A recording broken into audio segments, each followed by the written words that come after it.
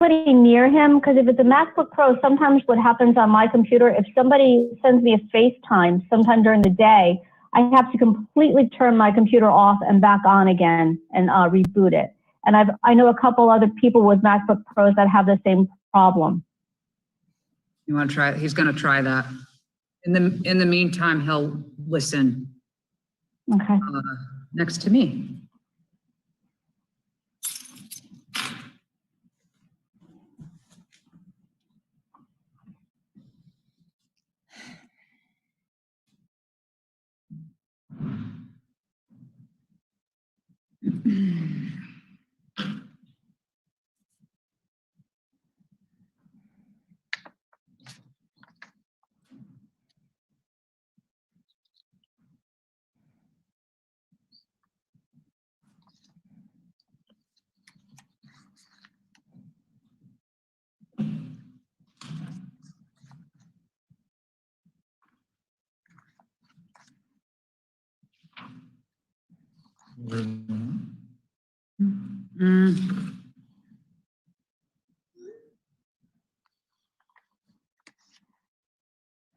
No. We're missing.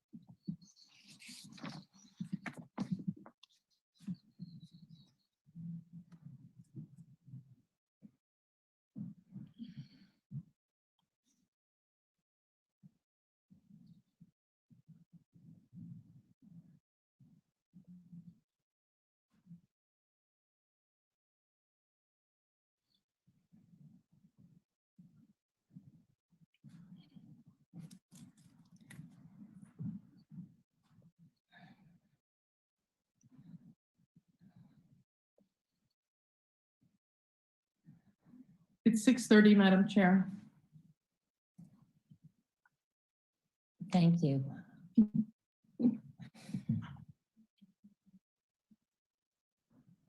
Is Mr. Nicholson on? Can you hear me? Yes. Yes, we can hear you. Thank you. You couldn't hear through your things, Jill. I don't think so.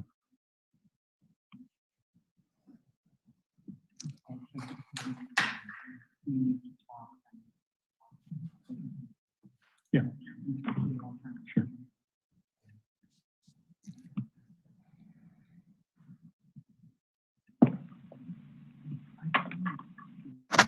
Okay.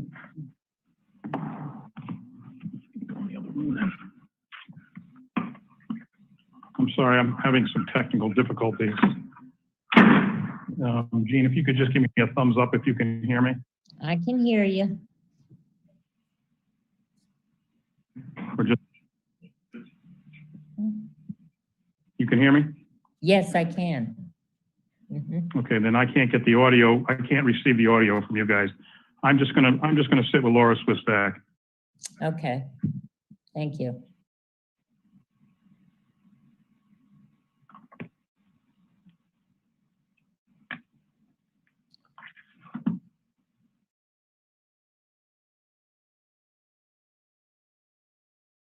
Laura, will Tom be introducing this? There you go. Yes, you will. Thank you.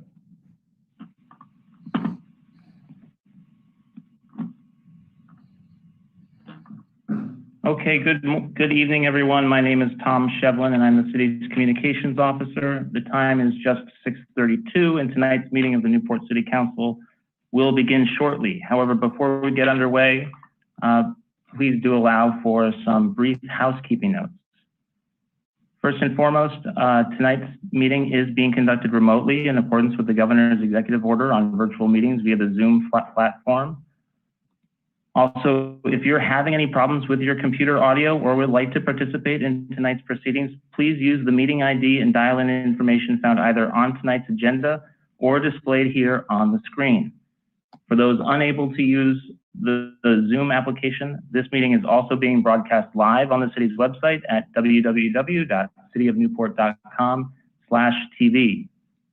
For council members and staff, please be sure to turn on your video and keep your microphone muted when not speaking.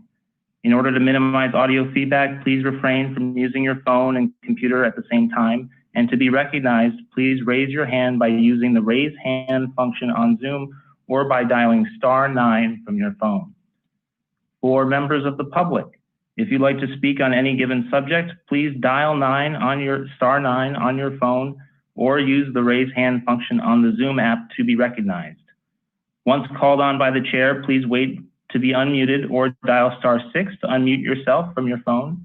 Be sure to state your full name and address for the record, and please keep your comments to no more than 3 minutes in length. If you have any difficulties connecting to audio, please dial 401-845-5350 for technical assistance. And finally, please be advised that tonight's meeting, including all audio, video, phone numbers, and names, are being recorded. Any member of the public who wishes to comment during this proceeding must truthfully identify themselves before speaking, and an archive of this video, along with an agenda, is available for on-demand viewing via the city's website at www.cityofnewport.com/TV. With that, thank you all for joining us for tonight's regularly scheduled meeting of the Newport City Council. Mayor Napolitano will now call the meeting to order. Okay. It's 6:30. The meeting will come to order. Madam Clerk, can you please read the roll? Jamie Bova, Here. Lynn Underwood Segley, Here. Elizabeth Fuerte, Here. Charlie Holder, Here. Catherine E. Leonard, Here. Angela McCalla, Here. me, Marie Napolitano. Here. There is a quorum present, Madam Chair. Thank you. Could we please stand for the Pledge of Allegiance? I pledge allegiance to the to the flag of the United States of America and to the republic for which it stands, one nation, under God, indivisible, with liberty and justice for all. Madam Clerk, has anybody signed up for the Citizens Forum? I see one person with their hand raised, Bonnie Niskern. Are you addressing the council on something that's not on tonight's agenda?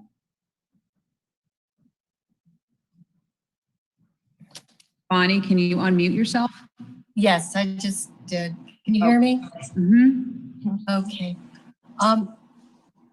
When I looked at the agenda this morning, it was not on the agenda. I don't know if that's been revised. No, it has not. Okay. Okay. So I just got out of the car, so forgive me. I'm trying to put my thoughts together. I quickly wanted to tell you, I've spoken to my ward counselor, Charlie, last week, and he has a letter I've written regarding my concerns on the COVID response here in the city. I can only speak to my own experience, so I will do that very briefly. I'm not going to read that letter.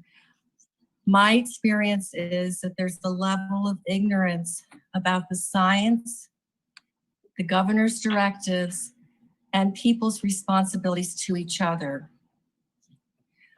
We can't get through this without some form of enforcement, but the concern I think everyone has is you can't enforce something against people who don't have the resources to know or understand what's going on. And I'm thinking particular, my experience is in the services industry. So we had a mover here a week ago, 5 movers, good guys wearing their masks. They got tired at the end of the day, started dropping the masks. I came out and said, you guys really have to put them on. And the response I had from one really good guy was, but I've never been sick a day in my life. Clearly does not understand how this virus spreads. I've also, I think I noted in my letter to you, I've also noted that there are people who clearly know what the science is, and yet they choose to take the position that they can do what they want. And that's, you know, there you can see enforcement. So the attitudes go across socioeconomic groups. It's not a matter of a socioeconomic class, but the message is not getting to people who don't have the technology, who don't have the language skills yet. And I feel as a city, we have a responsibility to get, we know our population, we're a really good community. We have great people in the city staff. It's a really big job to manage this response. And I mean, I've worked with Joe. I have amazing respect for him, Joe. I just want to say that. He's a city manager. He's got a huge job already. So that's, I'm sorry I'm so emotional. I don't have anything written. I'm just saying that was the genesis of my letter and my concern that we need to do much more now. I just can't believe how bad it has gotten. I'm isolating, my partner's isolating, but occasionally we have to have a service person come in. My heating doesn't work. I have to have a service person come in. And I have a huge sign on our condominium building now that says, please wear a mask. We have the sanitizer out. We've done everything we can in this building, but I can't, as a single resident living here year round, I can't, you know, do much more than that. And I'm really begging you, there must be people in the city who are retired physicians who cannot go out into the hospitals because they're vulnerable, but who would be willing to help with the response. And that's all I'm going to say. I really thank you for your time. And I thank Charlie in particular for having this conversation with me and promising to follow up, because I'm sure he has. Thank you. Thank you, Bonnie. Are there any other people on the citizens forum? I don't see anyone with their hands raised, Madam Chair. All right. Madam Chair, I'd like to add the letter received from the planning board that we received in our email to the docket this evening. Make a motion. Do I have a second? Second. Second by Angela McCalla. Yes. Madam Clerk, can you take the vote, please? Jamie Bova, Aye. Lynn Underwood Segley, Aye. Elizabeth Fuerte, Aye. Carly Holder, Aye. Catherine E. Leonard, Aye.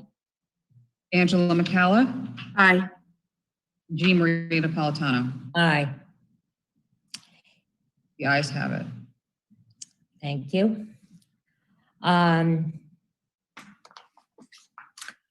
Madam Chair, this is a public hearing for the proposed amendments to Title 17 of the Codified Ordinances entitled Zoning to add marijuana retail facility, which would prohibit marijuana facilities.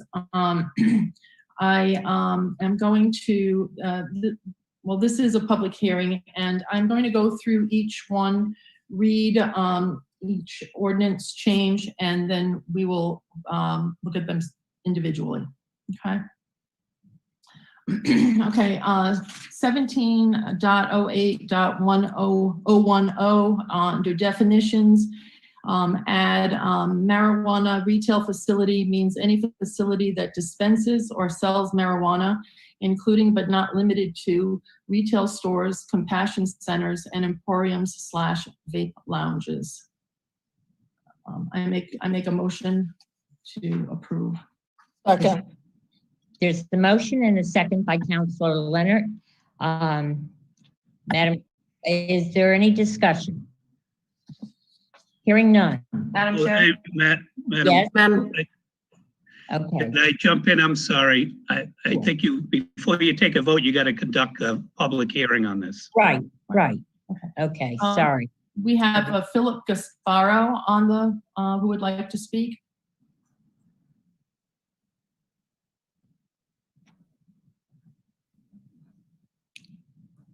Mr. Gasparo, are you on the line? Yes, can you hear me?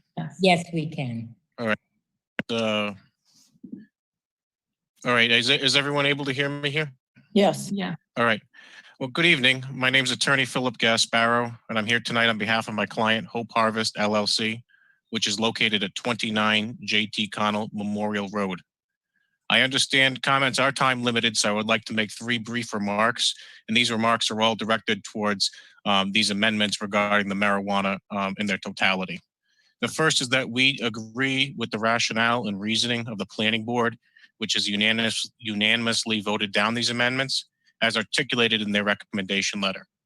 Second, my client, who is in the process of submitting an application for a dispensary, is located in an industrial zone with off-street parking and direct access to a major thoroughfare. Many of the concerns about traffic and parking are just not applicable to individuals such as my client. Nevertheless, these amendments as drafted would prohibit all retail sales in all districts, including commercial and industrial areas, irrespective of whether such locations would in fact actually be suitable. Lastly, I understand that for purposes of convenience, sales from a medical dispensary have been lumped together with hypothetical future recreational use. But this leads to the false impression of an imminent storm of retail shops everywhere.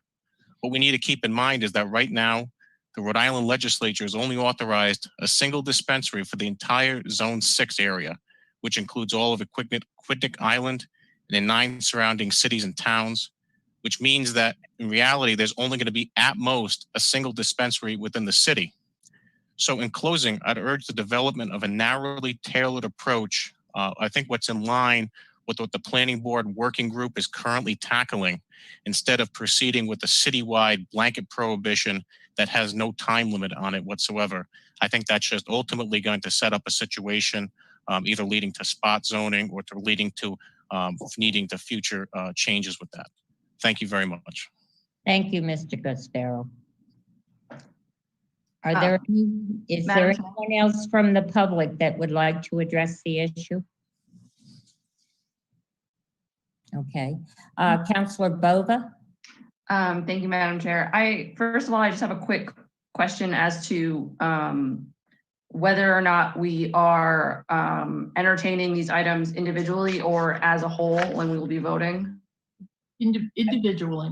Thank you. And then the other comment I wanted to make is I'm concerned that we haven't given the public the amount of time necessary to read the recommendation from the planning board. And I also would like to see the moratorium continue rather than pass a ban that does not have an expiration date.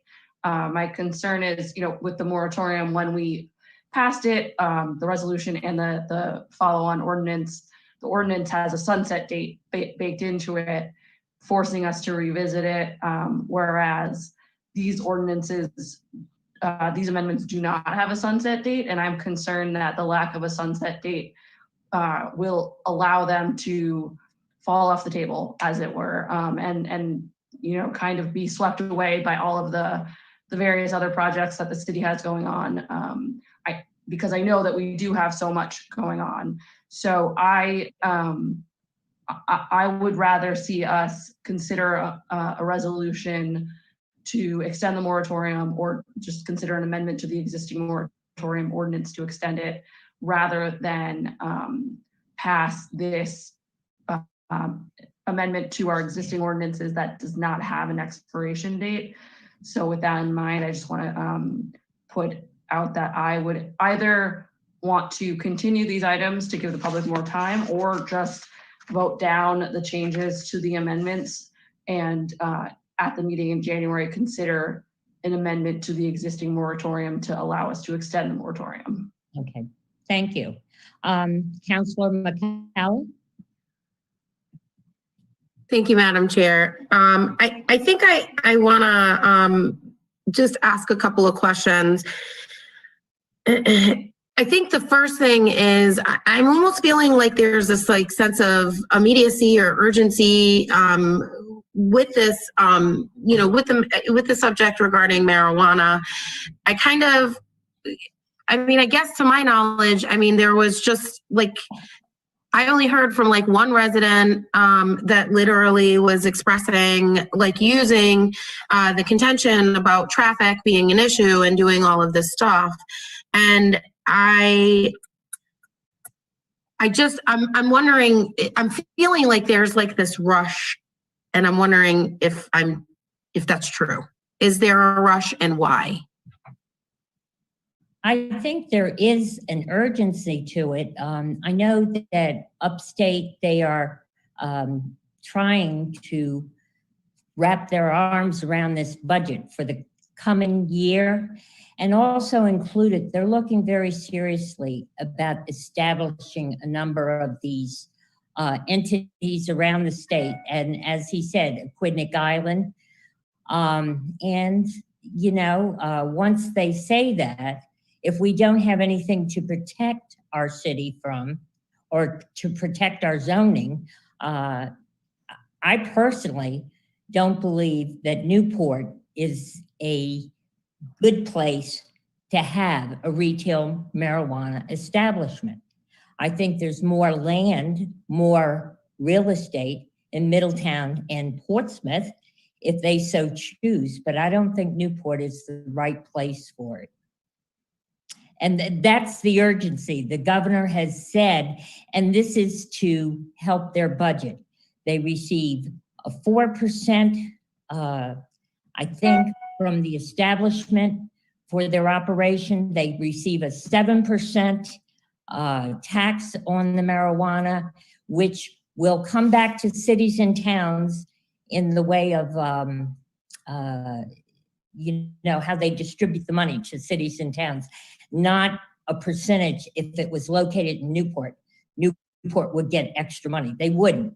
It's distributed throughout the state of Rhode Island. And that's my reason for supporting the recommendation from our Planning and Zoning Department, not the recommendation from the Advisory Planning Council. We did give them this information over a month ago. I know everybody's under the stress of COVID, and we just got a letter. I just got it yesterday. They cited a couple things that maybe we should study other communities. There's not too many communities in the state of Rhode Island that have this type of operation. You know, they talked about economic development. I'm sorry, but I don't believe that that's the kind of economic development that we need in the city of Newport. I'd like to see something either in the tech field or something else. But that's my reasoning. If anybody else, any other counselor has something to add to that, please do. Councilor Leonard? Excuse me, I'm sorry. I wasn't finished with my question. Sorry, Katie. I think, okay, so thank you for explaining that from the state perspective. That was certainly helpful. I guess my other question is, the thing that gets me concerned is, are we potentially inadvertently discriminating against the medically fragile population as well? I think this is why I feel like it's necessary for us as a council to understand from all perspectives what this means, not just from an economic perspective, but in terms of like just considering all the dimensions. And you know, I am not somebody who is well versed in this area, and I do agree with Councilor Bova in saying, like, you know, I'm not sure if we're doing our due diligence for residents of Newport. I'm not sure what the appetite is for all of the residents to kind of weigh in here. Okay, So thank you. Councilor Leonard? This has been a discussion for a while now. And I, for one, looked at this on the docket, and I was glad that the items were reviewed by the solicitor's office. And the reason that I think it's important is because if we have nothing on the books, nothing in the ordinances, nothing in place, and should one or more companies come forward with applications, then we really don't have any tools to be able to not allow these licenses. So that's the reason I'm supporting this. Okay. Are there any other comments from the City Council? Madam Chair. Yes, Councilor Boga. I just want to add that I do think along the same lines as you in terms of not being sure if Newport is really the right place to have one of these establishments. I'm concerned with that as well. But I am also concerned with the idea that we haven't actually taken the time to study to see if it is possible to have it here and if it could be done. In the recommendation from the planning board, they the planning advisory group? The planning board, yeah. Okay. The recommendation from the planning board, they discussed the fact that they haven't had time to study it. And then in the memo that was sent to us from the city solicitor, there isn't really any background or explanation as to why the planning department, which is our employed city staff, the planning department do not want to extend the moratorium. For clarity's sake, the moratorium expires on January 22nd. So I do think that we do have a little more time to discuss this further and understand the implications of either completely banning it, because to me, I want to understand more about what the implication of that could be, and also allow for more public discussion, because especially with the recommendation from the planning board, that wasn't added to the docket until today. I don't know if it was added online, so I don't know if residents were able to see it. And just in general, I would like to see more discussion and more explanation and background from our staff as to why they they believe we should not extend the moratorium or limit the duration of the proposed amendments, because that would be my preference, to kind of force an actual study to take place and give us that background info. Councilor Segley, please. Yes, I'd like to hear from City Solicitor Bean on this issue.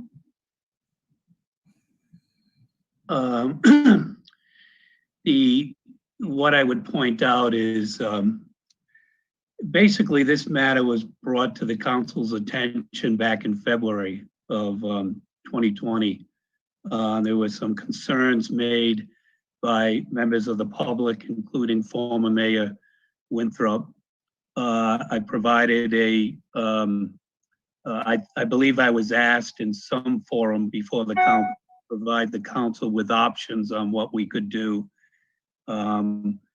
based on the belief that, based on operations in Portsmouth and Fall River, that there could be some issues concerning traffic, parking, impact on the neighborhood. So I provided options back in February. After that, the council in June unanimously passed a resolution calling for a moratorium. We enacted a ordinance in July imposing the moratorium, which expires in 6 months. And that's on January 21st, 2021. Now, that was referred to the planning board immediately after that.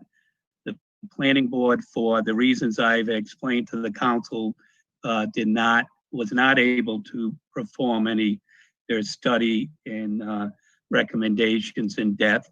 They came up with their recommendations that was submitted just the other day. which are advisory in nature. I believe we've been telling the council that these ordinances that are before you are a first step in order to protect the city in case the moratorium expires and the planning board can't get around to doing this study, which we don't have a lot of time. It takes two readings for the passage of these zoning amendments. If they are amended again, they have to be advertised again.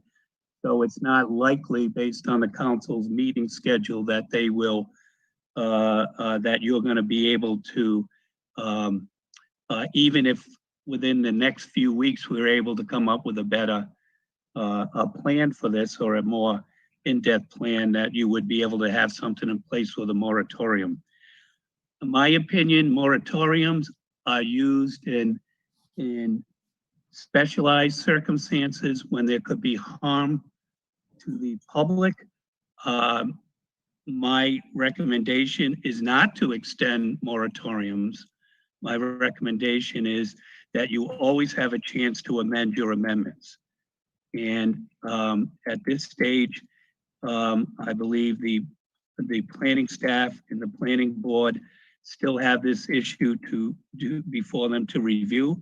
So even if these ordinances are adopted, this does not mean the review can end at that point. It's up to the council, whatever you want to do. But I just want to remind you, back in July, this was a very important issue and did have, you wanted it addressed to the point where you imposed a moratorium. And now, as a solicitor, as a lawyer, I'm not a big fan of extending moratoriums. And that's all I want to say on the record. I've sent you several memorandums on what moratoriums are used for, and I'd rather leave it at that. Okay, thank you. So my position is that we should, is the staff is to do this as a stopgap measure, and it doesn't have to wilt away if there are people on the council, the planning board, and the planning staff keep it going. Okay. Madam Chair. Madam Chair. Yes, Councilor Segley? It's my understanding it's Councilor Holder recusing himself from this discussion. I just wanted to clarify that. Yes, I believe so. Okay. Also, any ordinance is a living document. I mean, we can change an ordinance at any time. So it's not, this essentially protects the city for now, is how I see this. Thank you. Madam Chair. Yes, Councilor. City manager is just wondering if you can hear him now. Wanted to be able to test and. Good evening. I hope you can all hear me now. Yeah, we can hear Luckily, you. Irish. Thank you. Madam Chair. Yes, Councilor Ferretti. For me, first of all, we don't have a recommendation here from the planning board. As they were saying, they have not had the time to look at it, to study it. So we are going to make an ordinance based on something that's not factual, because they have not had the time to really do the study, and or documenting at least what our neighbors and residents have to say, right? And I think we need to give them the opportunity to have that. It just gives us more power, whether we go ahead or we don't. And we can all agree to disagree, but we have to take into account our citizens in Newport, whether they want something like this or not, and also the people that we've instructed to give us the true feedback have not been able to do that. And I just think it's unfair for us to make a decision when we don't have factual, just based upon individual feelings is not enough. I think we just need the planning board, because we instructed them to do that, to come up with something so that way we can document it. Madam Chair. Yes, Councilor Boga. I also just to follow up with a question to Solicitor Bean. I understand your point of view about the not wanting to extend the moratorium. Is there a way for us to have either a sunset date or a requirement to bring it back to us, or to have a report from the planning staff or the planning board? I just don't want it to languish. And I know that I recognize, you said as long as there's folks on the council or in the staff or whatever who are interested, it's an excellent point. But I also do recognize how much we have on our plate, that it would be very easy for something to get lost. And so I would like to see something that allows us to kind of be forced to revisit it by bringing it back up in front of the council in a certain amount of time, whether that's with a study or something like that. I want us to have that option.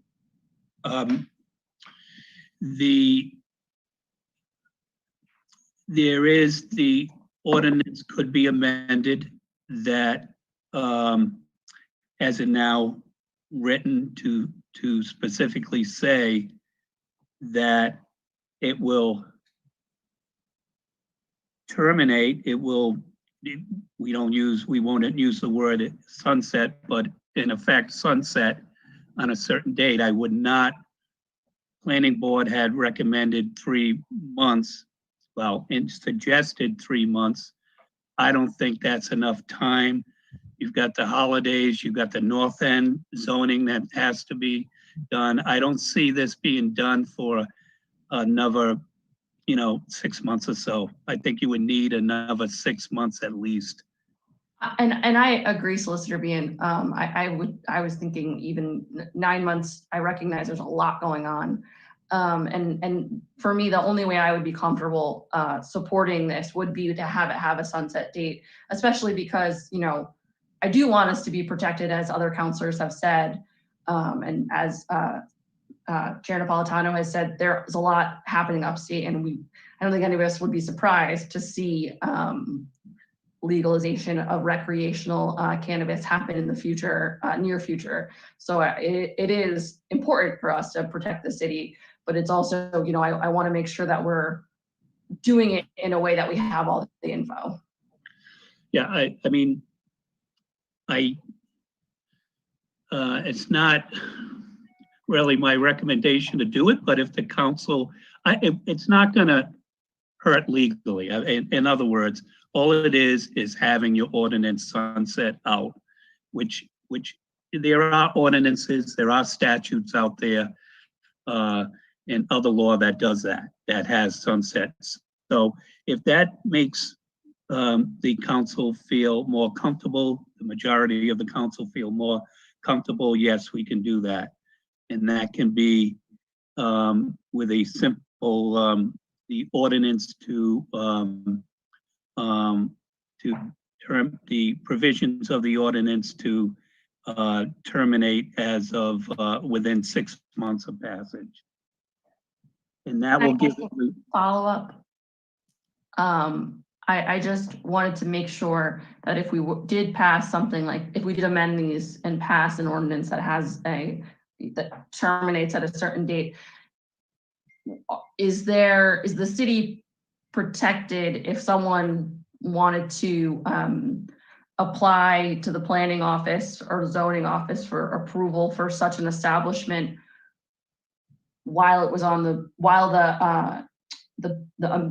ordinance was on the books saying we couldn't have the recreational facilities or medical facilities, and I'll apply saying I'm going to open when the ordinance terminates? How would something like that work? Yeah, we would be protected, in my opinion. Okay. So if depending on how the council goes about this, my suggestion is to pass it on first reading. I will come back if it looks like the council, well, if you can do this, you can pass it on first reading. If it looks like it would not, if there's going to be 3 councilors against it, 3 for it, it's not going to pass, I can add language which would sunset it at the second reading, so you could amend it at the second reading to sunset it. That would be my recommendation. That way I can get language in it that specifically that covers the what the other members of the council want in order to vote for passage. Thank you, Solicitor. And I just say one thing. I realized when we were looking at this initially, the only place that has the size that they would probably need would be in the commercial industrial zone, as the previous speaker from the audience had stated, Mr. Gasparo. I'm concerned that I guarantee you, if a sighting was for Newport, it would not be on Bellevue Avenue, it would not be on Thames Street, and it would not be on Broadway. It would be in the North End, a place that we're trying to develop to make it nice for the people that live not only in the North End, but for the rest of the city. We're trying to add to the economy. And, you know, having a dispensary, I can tell you months ago when we first went through this, I did talk to Portsmouth, and there were tremendous problems with the parking, and there still is. And the neighborhood complained, and businesses that were surrounding the business that dispenses it complained. And at that point, I realized there's no place large enough in Newport unless they took a look at something in the North End. So for that reason, I am not going to support or entertain having this in the future. I will vote that way.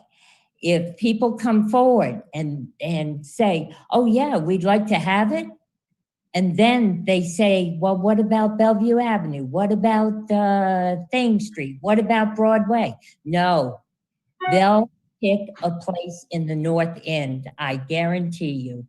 And I can't commit to something like that.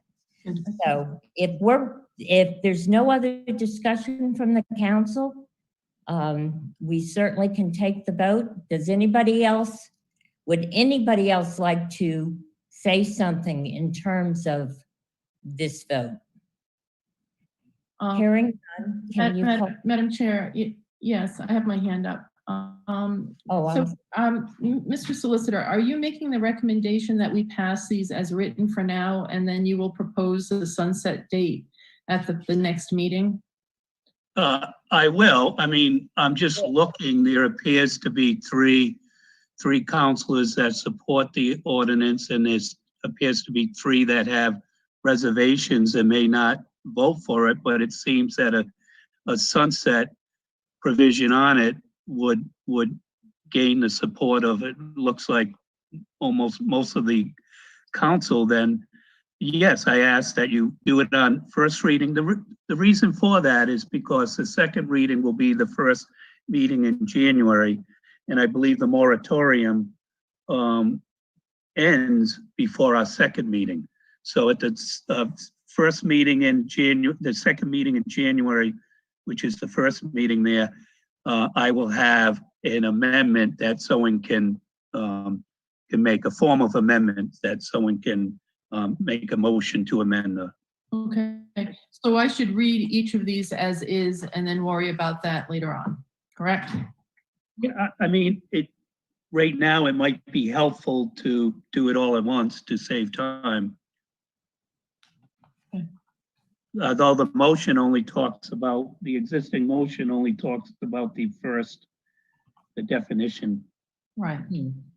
Right. Well, and I sorry, Madam Chair, I don't know that we have closed the public hearing. I don't remember. Okay. No. No, motion to close the public hearing. Second. Motion and second to close the public hearing. All in, clerk, can you take the roll?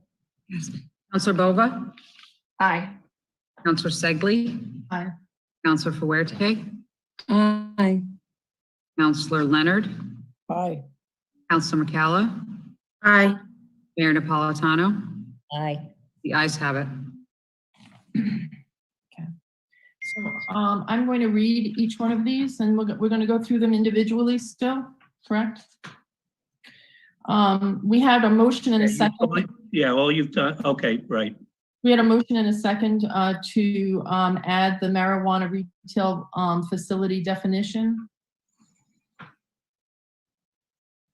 We have a roll call vote on that? Oh, yes. Counselor Boba. Aye. Counselor Stegley. Aye. Counselor Fuerte. Aye. Counselor Leonard. Aye. Counselor McCalla. Aye. Mayor Napolitano. Aye. The ayes have it. The next is section 17.52.020 use regulations. The following uses are permitted by right, and we would delete stores where goods are sold or services rendered primarily at retail, and add in lieu thereof the following: stores where goods are sold or services rendered primarily at retail, but not including marijuana retail facility. I motion to approve. Second. There's a motion and a second. Discussion? Hearing none. Madam Chair, or Madam Clerk, can you take the roll call, please? Counselor Bova. Aye. Counselor Stegley. Aye. Counselor Fuerte. Aye. Counselor Leonard. Aye. Counselor McCalla. Aye. Mayor Napolitano. Aye. The ayes have it. The next section is 17.56.020 use regulations in the waterfront business district. Delete stores where goods are sold or service is rendered primarily at retail, and add in lieu thereof the following: stores where goods are sold or services rendered primarily at retail, but not including marijuana retail facility. I move approval. Second. There's a motion and a second. Discussion? Hearing none. Madam Clerk, can you take the roll call? Counselor Bova. Aye. Counselor Stegley. Aye. Counselor Fuerte. Aye.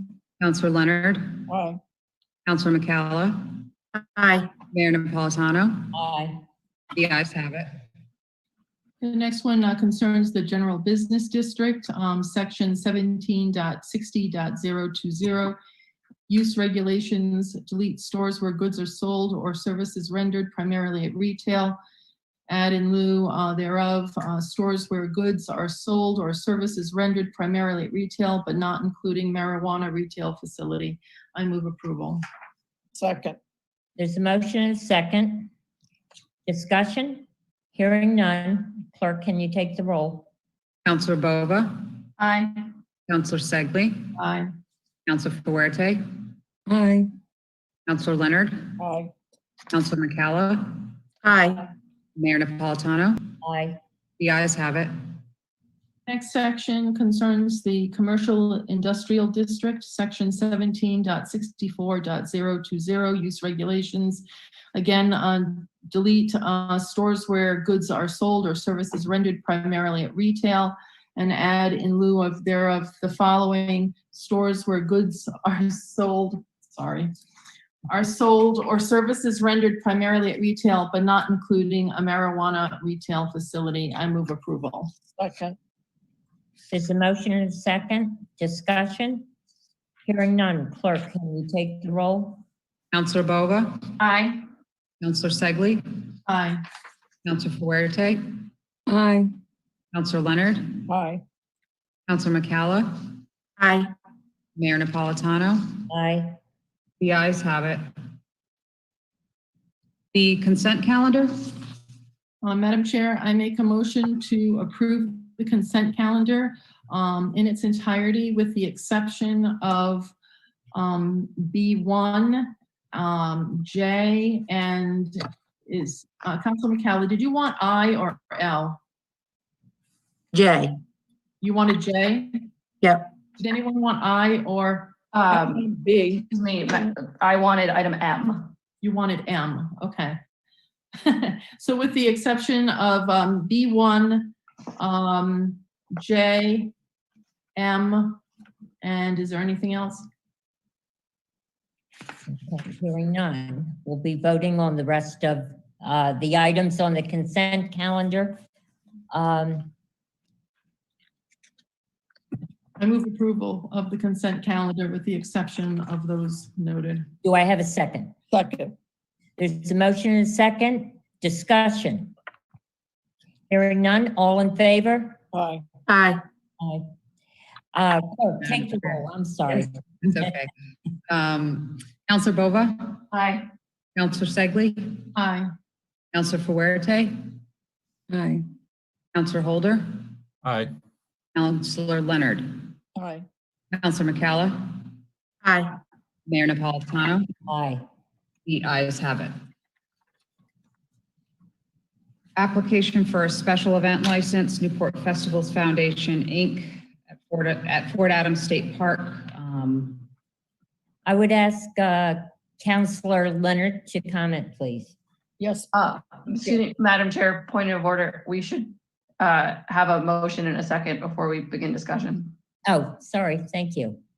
Yeah, Counselor Leonard, do you want to make the motion or no? Counselor Segley, would you like to make the motion, please? You mean the motion to approve the consent calendar? Yes. Oh, I thought I already did that. No, for the Newport Festival Foundation item. Oh, I see. Motion to approve the Newport Festival Foundation at Fort Adams State Park. Is there a second? Second. Discussion, Counselor Leonard. I asked that this be pulled off the docket, and I'm doing it with reservations.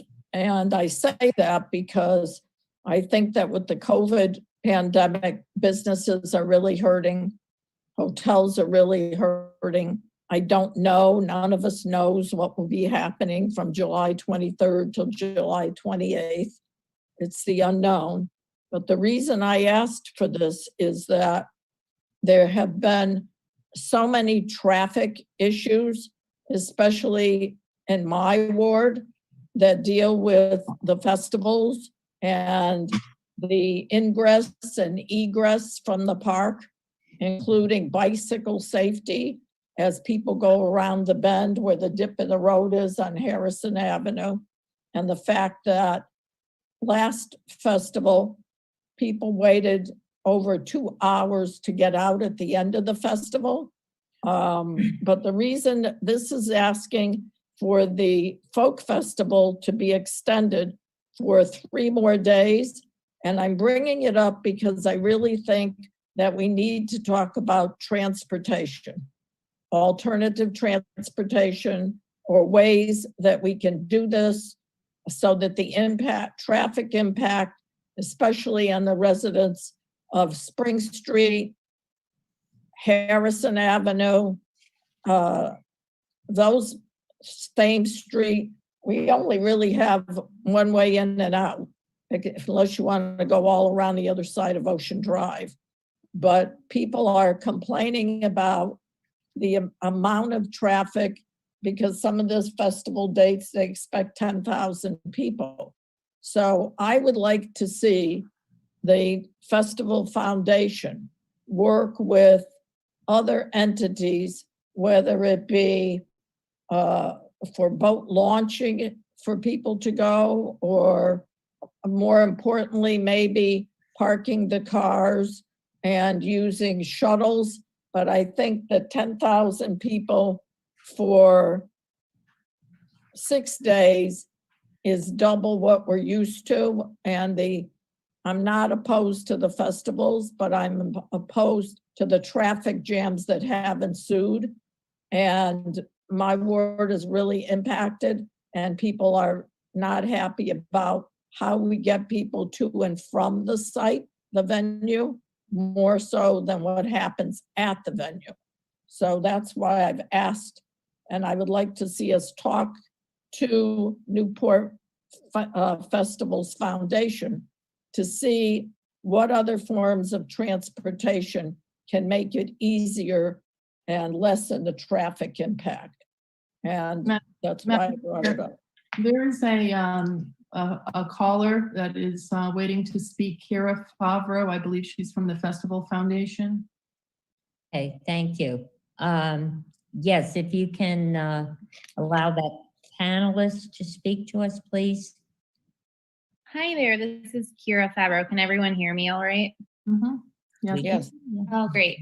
My name's Kira, as I said. I'm the COO of the Festivals Foundation that produces Newport Folk and Newport Jazz Festival. And I wanted to make one clarification as it relates to the additional event. As you can see in the application, it's not 10,000 people on the Monday, Tuesday, Wednesday after the folk festival. We're proposing a maximum capacity of 4,500, which would include staff and artists. So about 3,000 to 3,500 guests only in the quad areas, acoustic, unplugged, heavy focus on music education and our charitable efforts that happen throughout the year, and kind of a celebration of that in itself. So thank you for letting me make that clarification. And just a comment as well on the traffic patterns we'd be more than happy to discuss with the city. We have a very strong partnership with Bike Newport, and for the Folk Festival, I want to say at least 15 to 20% of our attendees in 2019 came to the festival by bike. We're open to discussion on any of that. It's definitely something that we'd love to do, and I'm happy to answer any other questions I can as it relates to our application. Yes, Councilor Leonard. I just want to add to that, Kira. One of the issues that I was made aware of last year is that the bikes were let out of the festival before any cars were let out, and that people actually waited to get out of the gate, many of them for over an hour and a half, because the bikes were all let out first. And that became a bone of contention for people. And also the vehicular traffic on Harrison, where the entry of the fort is, those people, a lot of them couldn't get back to their houses or had to go all around, because they stated that the fort was basically emptied before they were allowed to pass.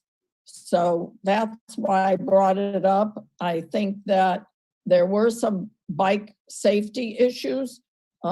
Maybe we can address the dips in the road, right where you take the right coming from town into Harrison, because I know the ambulance had been there more than once.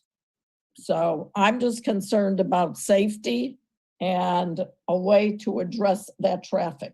But my phone rang a lot over the fact that people had to wait for the fort to empty first. Councilor Bova? Can I just say, over the years, I found the easiest way to get to the festivals is by boat. By boat.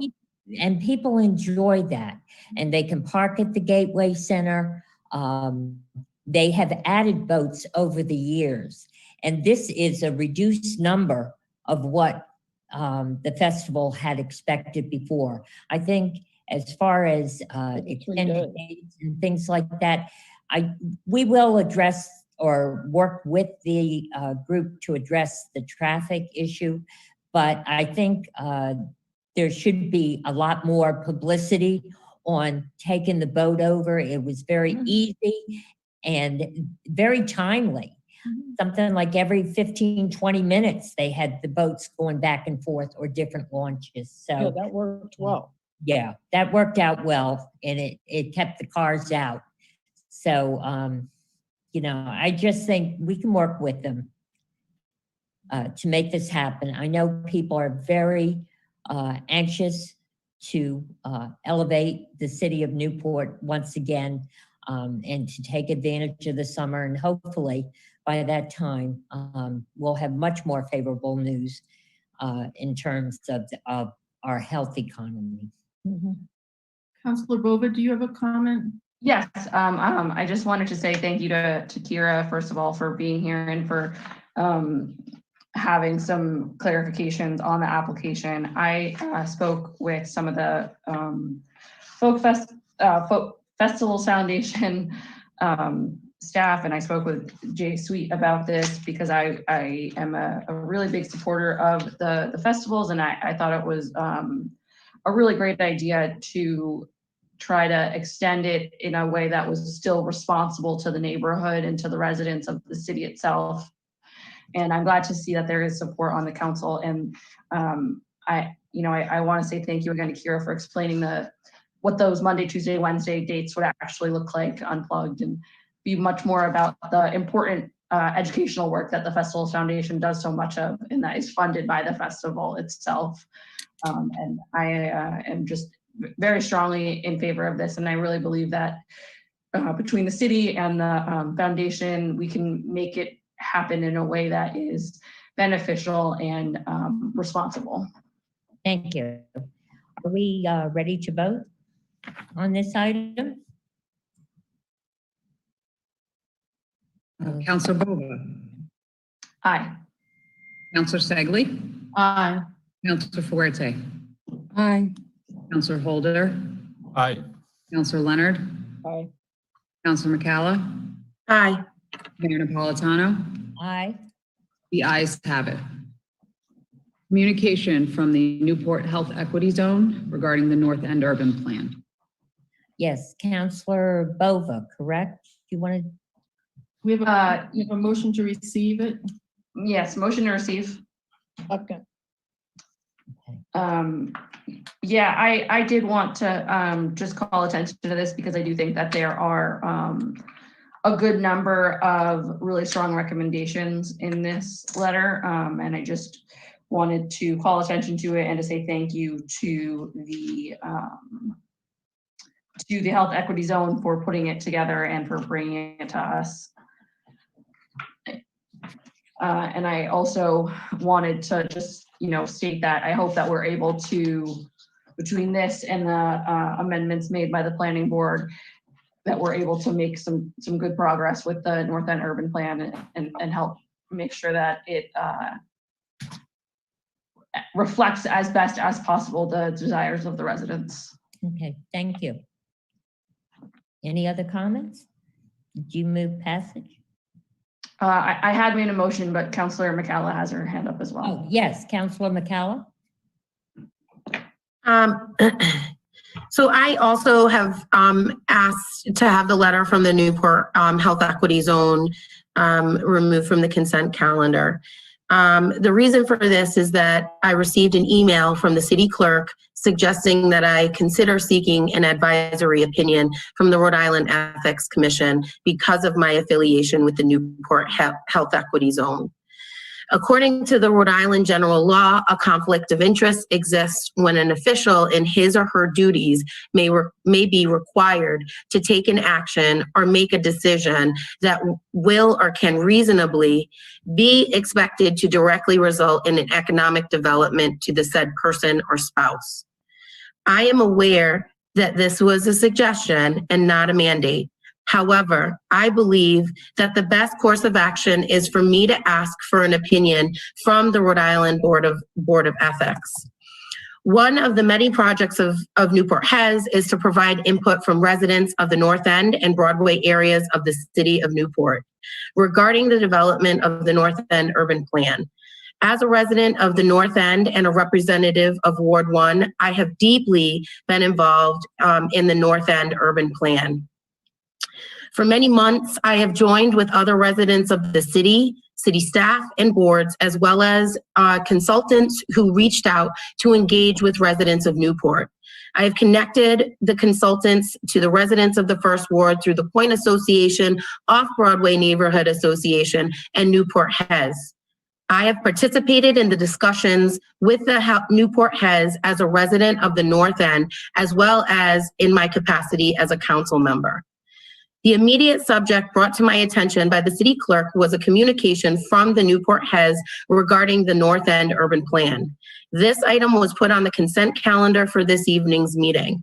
As an elected representative of the First Ward, the suggestion that I should recuse myself from discussion and voting on the largest matter affecting the First Ward in decades takes on the importance that requires me to speak on this matter.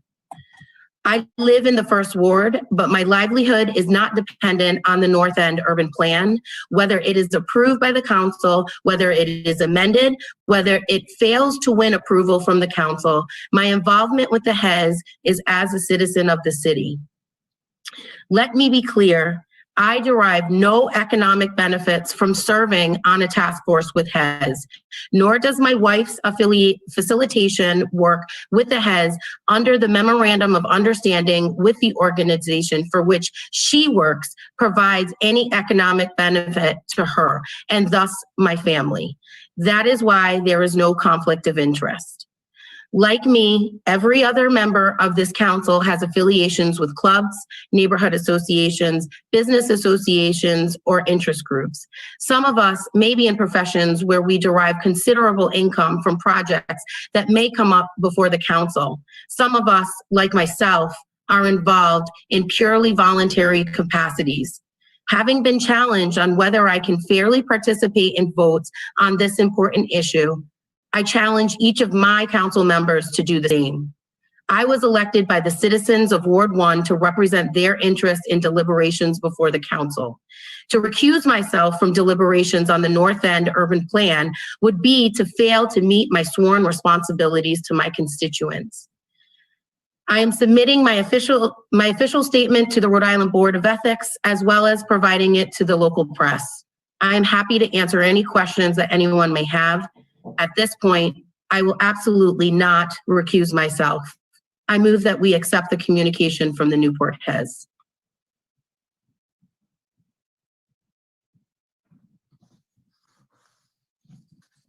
there discussion? Hearing none, can the clerk call a roll call, please? Was there a second? Yes, earlier when I made the motion, I forget who seconded. Okay, and just to be clear, Councilor Huerta, you did recuse from this, correct? Thank you. Councilor Bova. Aye. Councilor Segley. Aye. Councilor Holder. Aye. Councilor Leonard. Aye. Councilor McCalla. Aye. Mayor Napolitano. Aye. The ayes have it. Communication from the Newport Tree and Open Space Commission. Can I just ask a question? Point of order. Councilor McCalla said at the beginning she was going to ask for the Ethics Commission to give an opinion.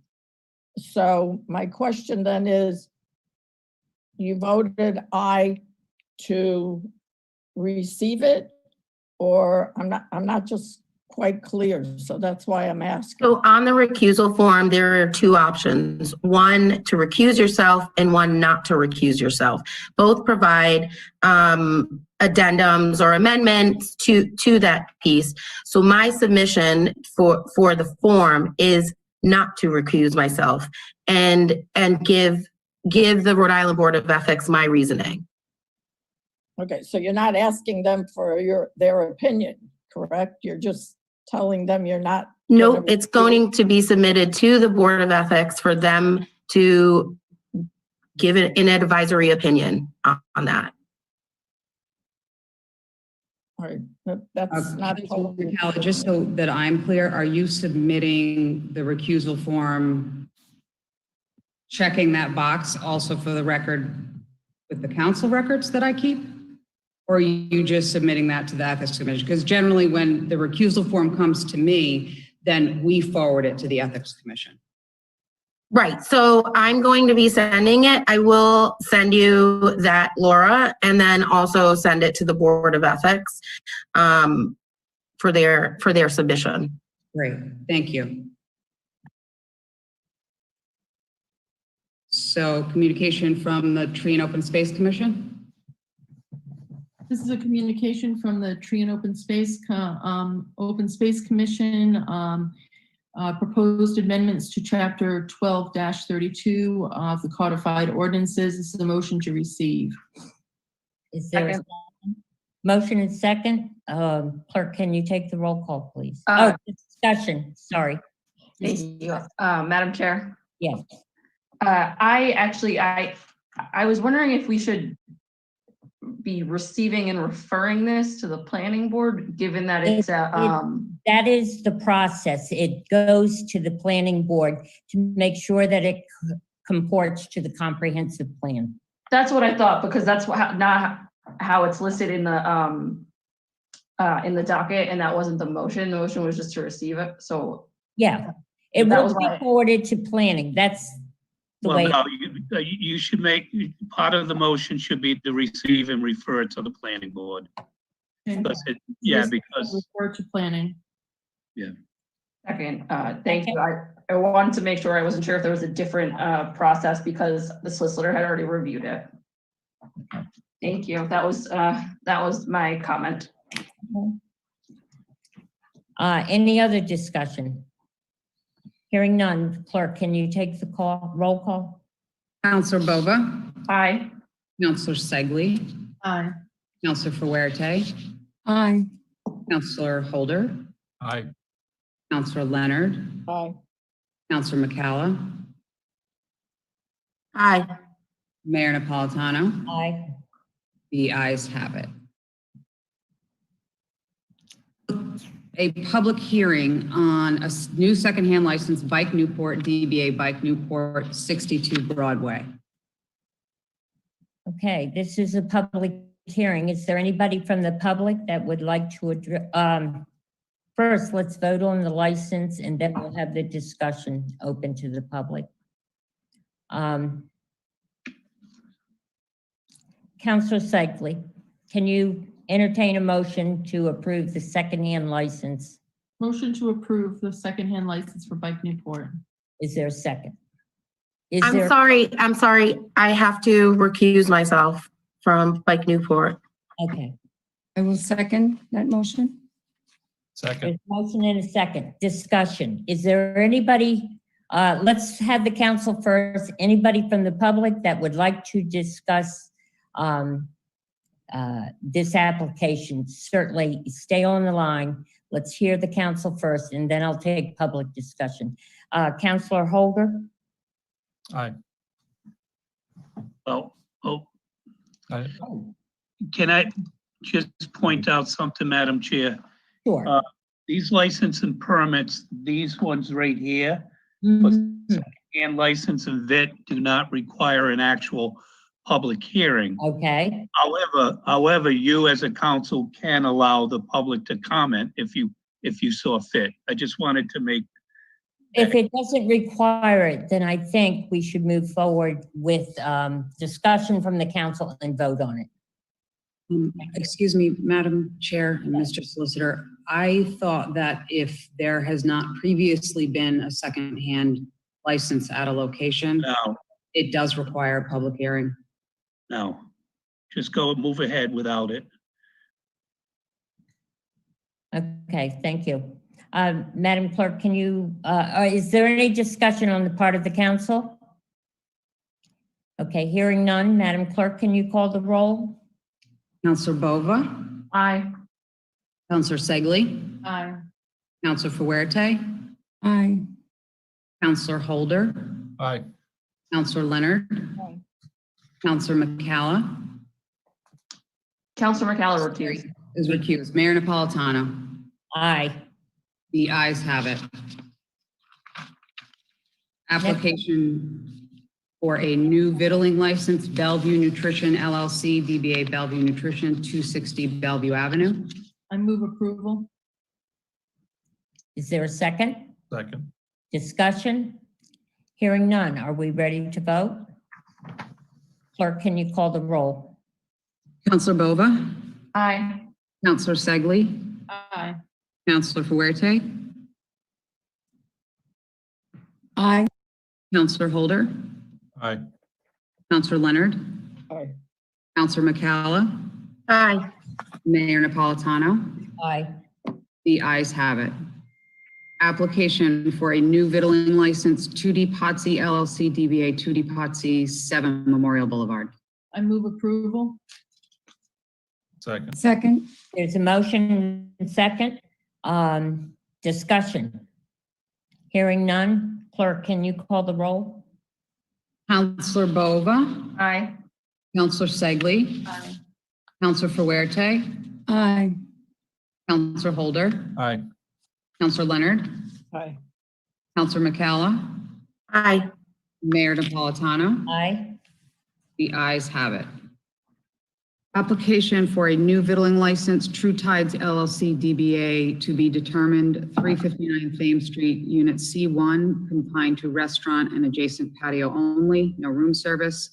This is in conjunction with the transfer of the Class BT alcoholic beverage license of Seaport Grill and Raw Bar LLC. Move approval. Is there a second? Second. Discussion? Madam Chair. Yes, Counselor Bova? I wanted to ask the city solicitor, and I might be remembering this incorrectly, but at some point, was there an issue with the port with access to the waterfront with Friends of the Waterfront, or was that a different establishment? I don't recall an issue. No, that was the pier. That was the Howard's Wharf. Okay. Might be talking about, not the port, that I'm aware of. Okay, thank you. Thank you. Any other discussion? Hearing none. Clerk, can you call the roll? Counselor Boba, Aye. Counselor Segley, Aye. Counselor Fuerte, Aye. Counselor Holder, Aye. Counselor Leonard, Aye. Counselor McCalla, Aye. Mayor Napolitano. Aye. The ayes have it. 2020-21 vittling license renewals. I move that we approve the NDC Enterprises LLC doing business as Norrie's, 136 to 138 Broadway, Belmare Inc. doing business as Belmare 2 Goat Island, and Salvation Cafe Inc. doing business as Salvation Cafe 140 Broadway. Is there a Second. second? There's a motion and a second. Discussion? Hearing none. All in, clerk, can you take the roll? Counselor Bova, Aye. Counselor Segley, Aye. Counselor Fuerte, Aye. Counselor Holder, Aye. Counselor Leonard, Aye. Counselor McCalla, Aye. Mayor Napolitano. Aye. The ayes have it. Appointments to boards and commissions. I move Yeah. that we reappoint Melissa Padavina to a 3-year term expiring on December 9th, 2023 to the planning board. Second. There's a motion and a second. Discussion? Hearing none. Clerk, can you take the vote? Counselor Bova, Aye. Counselor Segley, Aye. Counselor Fuerte, Aye. Counselor Holder, Aye. Counselor Leonard, Aye. Counselor McCalla, Aye. Mayor Napolitano. Aye. The ayes have it. A resolution establishing the 2021 City Council meeting schedule. I move approval. Second. There's a motion and second. Discussion? Hearing none. Clerk? Sorry, actually, Madam Chair, Yes. I was wondering if we would need to, I was just looking at it and realized that this still has a pre-meeting and it still has that it will be held at City Hall. I didn't know if we should have something in there that mentioned, and it just occurred to me that mentioned the fact that we are meeting virtually for the foreseeable future until things kind of settle down. I don't know if that's something the solicitor or the city manager could answer. Yeah, solicitor, would you like to comment on that, please? He may not be with us. Is the manager? I was muting myself and. If you understand the question, we're unable to have our pre-meeting where we try to organize a bit. And it, it states that the meetings are at City Hall, which they should be. We would love them to be, but for the foreseeable future, we are meeting virtually. So I didn't know if that is something that we should have in the resolution. I know it's a resolution. We can Yeah, I think we're okay. I think with the governor's orders, emergency orders on the open meetings law, I think we're all set, as long as we have the docket. When we do the individual dockets, we show the location. So I think it's okay. Thank you. Any other questions or discussions? Hearing none, clerk, can you take the roll? Counselor Bova? Aye. Counselor Segley? Counselor Fuerte? Aye. Counselor Holder? Aye. Counselor Leonard? Aye. Counselor McCalla? Aye. Mayor Napolitano? Aye. The ayes have it. A resolution requesting the dumping of construction material on the residential land behind the Fifth Ward Fire Station on Old Fort Road be terminated. I move approval. Is there a second? Second. Motion second. I'd like Counselor Leonard to address the resolution, please. Yeah, thank you.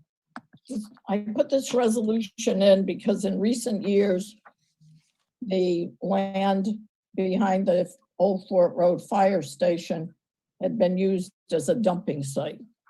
And there was a petition that was supposed to be sent to the city clerk's office with 20 nearby residents supporting this resolution to ask that this dumping area in the residential area of Old Fort Road behind the fire station be terminated and the land restored to the grass park area as it originally was. So I believe that petition should have come forward. If it didn't, I'm sorry, I'm sure it'll come forward. But the neighbors really were not happy that that's what has become. And the city manager did address it and said that it would terminate. But this is just to make sure that that's correct and that the neighbors understand it. Okay. So we had already moved, somebody had already moved and I had seconded it before I read it. So I'm bringing that forward again for a vote. Okay, discussion? I do have a quick question. So I went and checked that area out, and when I first read this, by dumping, I'm thinking there's going to be, you know, piles of trash and things of that nature back there, but it just seems that it's mostly city use property. There's even a sign that says it's you know, city use. Is that, am I correct with that? Construction materials, concrete, but the big thing was that the trucks were coming in 2 a.m., 3 a.m., beep, beep, beep, beep, and waking up neighbors. That was their big issue. And not that many years ago, the area actually on the corner of Old Fort and Ruggles was actually used as a construction dumping site for materials. And then the city ended up paying a lot of money to bring it back to where it is today, which is much improved. It's back to what it normally is. And the city manager has been addressing this, but this is just to solidify that that's going to stop. And the beep, beep, beeping that people are complaining about. Counselor Bova? I was wondering if we could hear from the city manager on this issue, because my concern would be, you know, I'm not sure of the extent of what dumping is taking place, but you know, what's the plan if, you know, there is still dumping needed? Yeah, I'm Joe Nicholson, city manager. I'm going to have Mr. Riccio address all of you in a moment, but there were actually two issues here. One was we were depositing street sweeping leaves, if you will, that were sucked up by the street sweeper. And actually, we're sympathetic to the complaints that the street sweeper was depositing those leaves in the wee hours of the morning. We have stopped that. We stopped it immediately. However, we do use it for the southern end of the city for construction storage and temporarily depositing construction materials on that property when we're, for efficiency's sake, when we're working on, let's use an example, when we're deconstructing a sidewalk, instead of making trips back and forth to the city yard, we'll take those construction materials and dump them in that area, and then we'll remove them as soon as there's enough for a decent sized truck to move that stuff. But I'd like Mr. Riccio can give you, since he's the king of the road materials and this area, and he has the most base knowledge, if he could unmute himself and just have a discussion with the council as to how we use this property, how we would like to use it going forward, and what we have eliminated in terms of its use to try to mollify and tamp down any complaints with regard to the property. So Bill, I know Bill's there, and he's unmuted himself. I'm here. So as Joe just indicated, the comment came up because we were using it for street sweeping and the depositing of leaves, which obviously we all know because of our many trees. So we use it as a temporary site to unload them, as Joe said, to avoid going back and forth. It helps us increase our efficiency of operations. In this case, for street sweeping, it decreases the amount of gas we have to use, and it also decreases vehicle maintenance because you're not putting so much mileage on the road. The second thing we do, as we have done with other sites across the city, is we use it for targeted construction operations, again, for direct and indirect cost savings related with expedited construction. The quicker we get on and off roads, the less we're delaying traffic and delaying folks the abilities to get to and from their homes. One of the roads we actually did this year, as you all know, is Old Fort Road. So we've also used other sites in the past, Triplet, Cranston, Calvert, Coggeshall.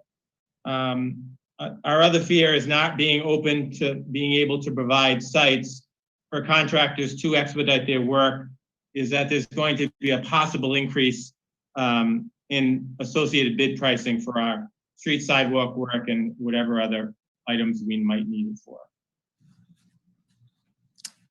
Yes, Councilor McCalla and then Councilor Leonard.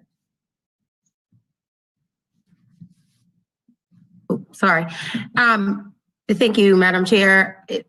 Mr. Riccio, I'd like to thank you for your assessment because I think those were kind of my questions, was like, really what kind of material are we talking about? I wanted to know whether it was hazardous, and really what's the cost impact on this?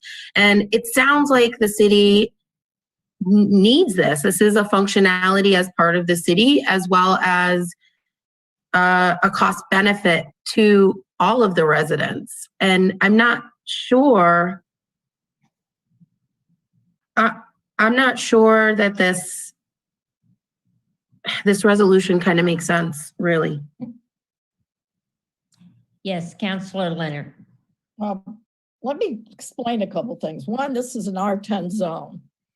And I can tell you that a lot of the materials were also from the repair work to the concrete and the joints from Bellevue Avenue. So it's not something that suddenly, and not just confined to the leaf materials.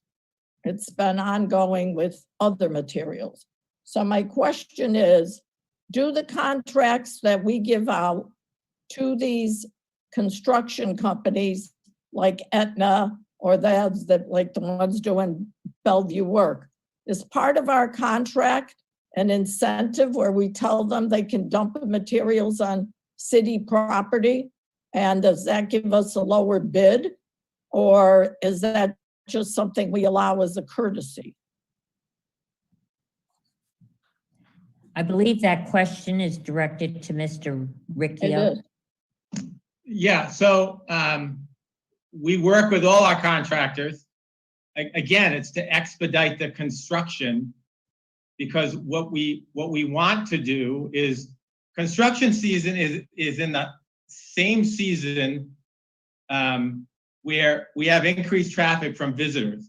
So we try to mitigate everything by getting work done in a confined amount of time as quickly as possible. So the more we're able to work with contractors to help provide sites, like for example, if you got to go back and forth to say they're in Warwick or say they're in Fall River, or say if they can only fill one truck and then have to take it to Warwick every day, an operation that might take, that could change from taking 1 day to 3 days for some small item.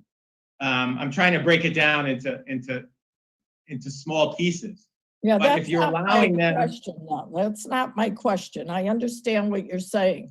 But what I'm asking you is it part of our contract with a contractor or construction company that says you can use city property and the benefit, what's the benefit to the city? Did they give us a lower contract price? Or what's the story on that? Because most contractors give a bid on a job, and that's usually, that I know of, not a part of the contract that if you're gonna redo my house, that you can take down all of the sheetrock and you can leave it in my yard for weeks, and I would expect them to take it away in a timely fashion. So if I were to allow them to have a dumpster in my yard, I would kind of take it off the contract price for them not having to go back and forth.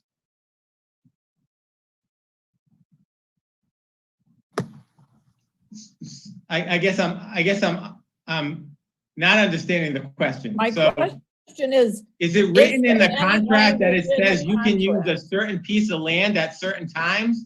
I'm going to say no to that, because I mean, I'm asking you, in our written contracts, is there a partial part in the contracts that say this company X can use city property as a holding area or and so forth, and how does that impact the bid? Is there a benefit to us in writing? it's not in the city standard contract, Kate. That's my point. City manager, I mean, it goes to the demobilizing, the mobilizing of the contract. The contractors price out, I mean, we don't have any contracts in front of us, but they break it down pretty finite in terms of the amount of gas, the amount of dump runs they have to, the costs and things like that. So it's an intangible. Do we offer it? No, we don't offer it. I want to make one thing clear. The leaf issue is a foregone conclusion. We've eliminated that. We've eliminated the wee hours of the beeping of the street sweeper. That's not dumping there anymore. So we're strictly talking about the temporary depositing of construction materials when it's efficient for not only cost, but when it's also efficient to get the job done. So that's really the only issue. Is there a time frame? What do you mean by time frame? Well, how long can a company leave all the materials there? Well, we usually ask them, like as Joe said, when there's enough to get a few loads in and out of there. For example, they might they'll hire a disadvantaged business enterprise to help them with trucking stuff. So they might want to hire them for a half a day or a full day rather than one load.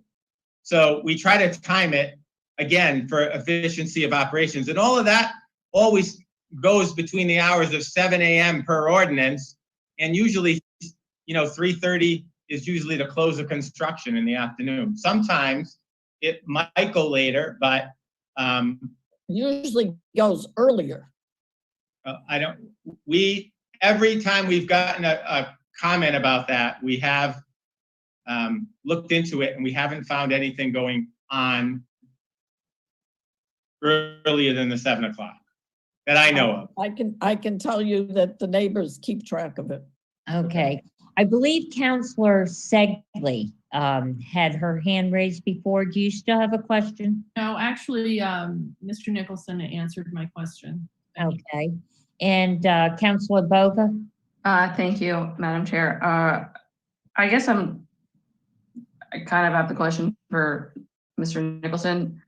To me, it kind of seems like the problem that you resolved the issue. Would passing this, I guess maybe it's a question for Mr. Riccio, would passing this create an undue burden on the city and on city projects and construction? I think the answer is yes, possibly. Can I say definitively no? But if we can't use some of our own, I mean, this not only translates to folks we hire, but this would translate to city operations too. So if we wanted to put, I don't know, 3 or 4 pieces of curbing down there that we needed to, if we're taking say we had an emergency and there's a tree down, we have to put some wood or something down there for a while. We're not going to be able to use this site for anything as I see it, the way it's written. Okay. Is there any other discussion by the council? Madam Chair? Yes, Councilor Fuente. So yeah, I think for point of clarity, when we use it as a dumping site, with the explanations that I've heard, it seems that it is a holding site for materials. Yeah. And listening to Joe saying that the issues have been resolved, of we early in the morning and there's no more leaves. I don't understand why we still would need the resolution if it's just like a holding site for materials. And I don't understand. In order for me to vote for this, I want clarity.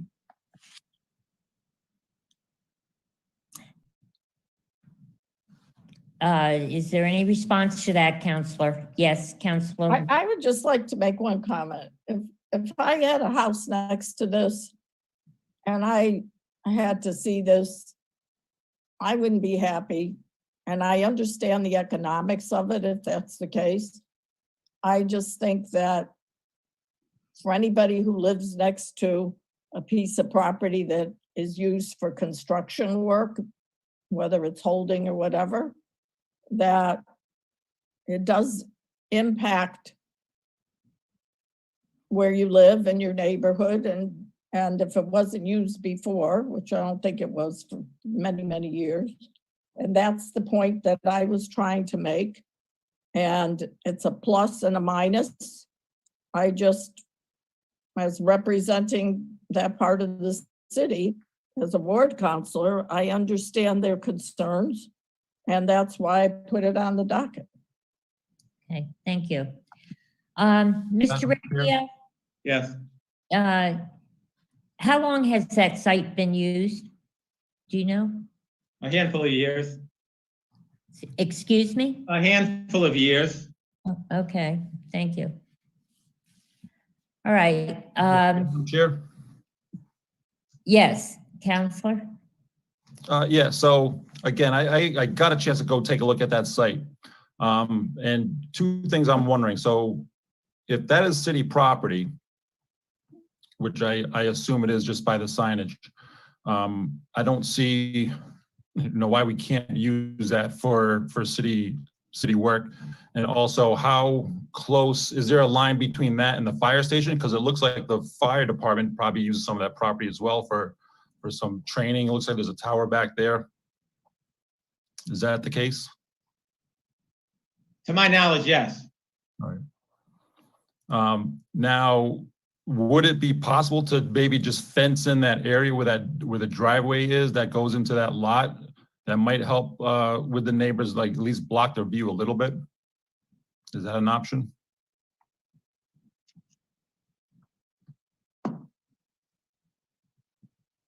I think that's at the driveway. You mean along the? I guess you mean along the property line.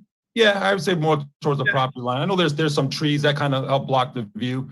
Just something that would, for the neighbor's sake, that would make at least it'd give a better sight line. Yeah, I mean, we can take a look at that. I just don't know if the elevations of the site actually would accommodate a say a 6-foot stockade. I think parts of the site are going to be higher than where the elevation where the property line is. So we'd have to take a closer look to see if. Okay, it's Joe Nicholson, city manager.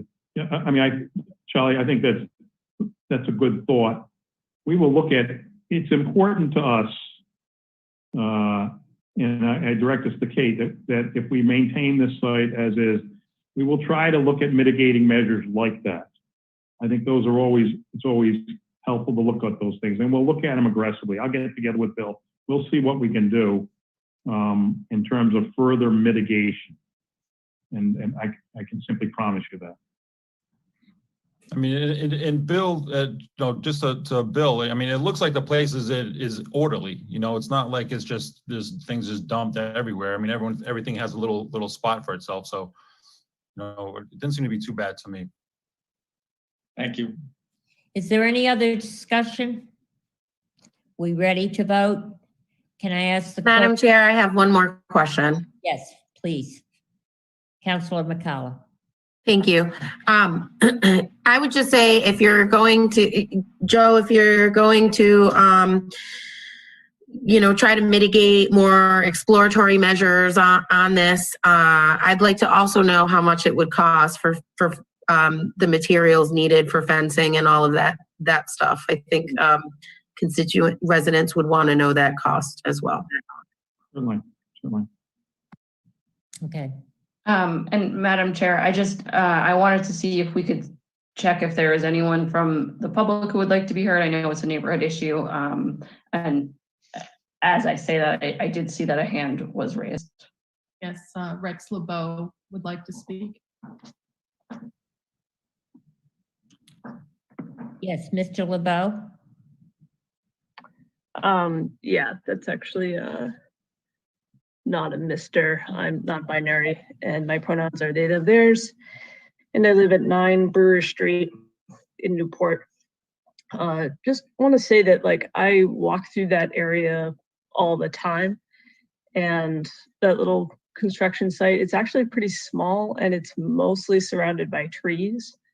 And yeah, it's actually quite a nice little cut through between, if you go like through Ballard Park and then go behind the high school and down through that parking lot, you can then just cross Old Fort Road and then go through that little construction site and get right into Murphy's Field. So it's actually a really nice way to enjoy a nice nature walk without having to be on busy roads or experience traffic or any issues there. So I would just want to maintain that that passage, that access between the school and Murphy's Field. That way folks don't have to like go around or have to walk on Ruggles Avenue, which is, or I guess it's Wickham Road at that point. But yeah, that road is kind of busy and has a decent amount of high-speed traffic, which makes it kind of unsafe to walk on. But that cut through allows a safe passage through to the parks. Okay, thank you. Is there anybody else that you can see, Councilor Segley? No, there is no one else. Having no more discussion, can I ask the clerk to take the roll call, please? Councilor Bova. Aye. Councilor Segley. Well, all right, now I'm confused. So are we are approving this as is? Are we? Sorry. Oh, did we amend it? I don't think. No, we did not amend it. It's okay. as is. So is it an aye? Nay. All right. Okay, I'm a nay.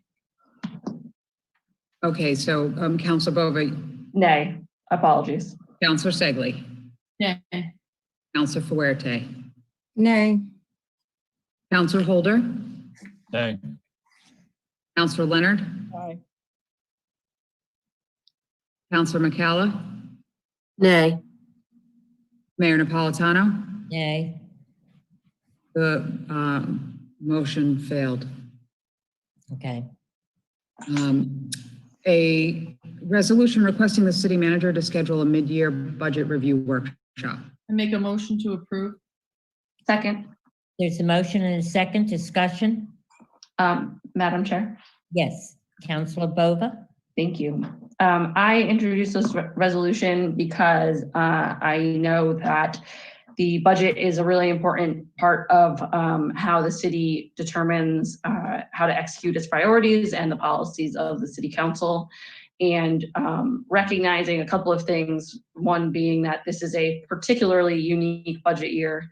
And two, January will be right about the mid-year timeframe, so it will serve as a useful time to have a mid-year review. And then also we have two new counselors, and I think it will be really beneficial to have a workshop with the full council so that, to refresh all of us on where we are in terms of the status of the budget, but also to introduce the new counselors into how the budget process works and how we make the decisions on that and where we are with our budget and what the challenges are. I also think, a really important part of the budget that people can take home with them and residents who would be able to be a part of the budget, or excuse me, the workshop, is a better understanding of our budget and how it can be influenced and changed to better reflect the priorities and policies of the community and of the council. So I hope that this passes. I think that a workshop would be really beneficial for the whole council and for the residents. And I hope that the workshop that we do schedule is able to have good resident involvement. Are you making a motion? Councilor Segley made the motion already and I seconded. Okay. Any other discussion? I actually think it's a good time. I just hope the state budget's approved by then so that we have a better idea of some of the funding that we may be receiving from the state. Madam Clerk, can you? Manager, the House Finance Committee is considering a budget this evening, so things are starting to smooth out. Well, I shouldn't say smooth out, but we're going to know where we are, I think, within the next couple of weeks from a state's perspective. And that will help the budget discussion immensely in January. I think it's a good time because January, or whenever we schedule it, because there's a lot of information that we had planned to bring to you in that time frame, just because of how things are evolving with the pandemic and the economic issues related thereto, which all affect our budget. Right. Thank you. Madam Clerk, can you? Madam Chair, I just wanted to see if there's anyone from the public who would like to be heard before we take a vote. There's no one. Madam Clerk, can you read the roll, please? Councilor Bova? Aye.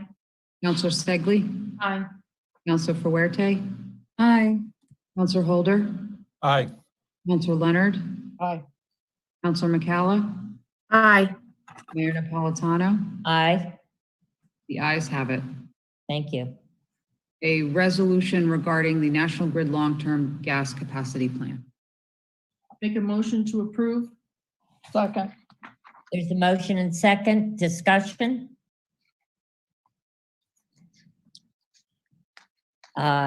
Hearing none. Madam Chair, sorry, I was on mute. Apologies. Okay.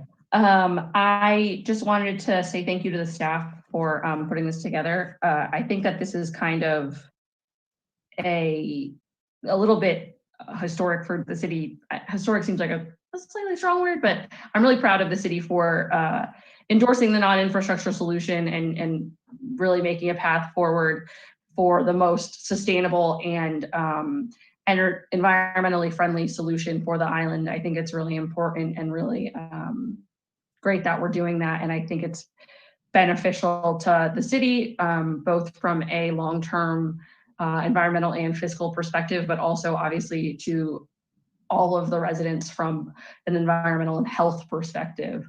So I just wanted to recognize that this is a really important step that we're taking. Okay, thank you.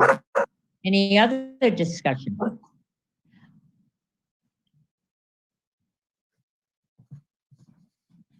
Okay, hearing, I think we just Sorry, cat had to go out. Is there any other discussion by council members? Okay. Clerk, can you take the roll call vote on this? Madam Chair, I did want to make sure we gave an opportunity for the public if they had any comments, because I know that this had a lot of discussion when we had the workshops previously. There are no hands up. No hands. Okay, thank you.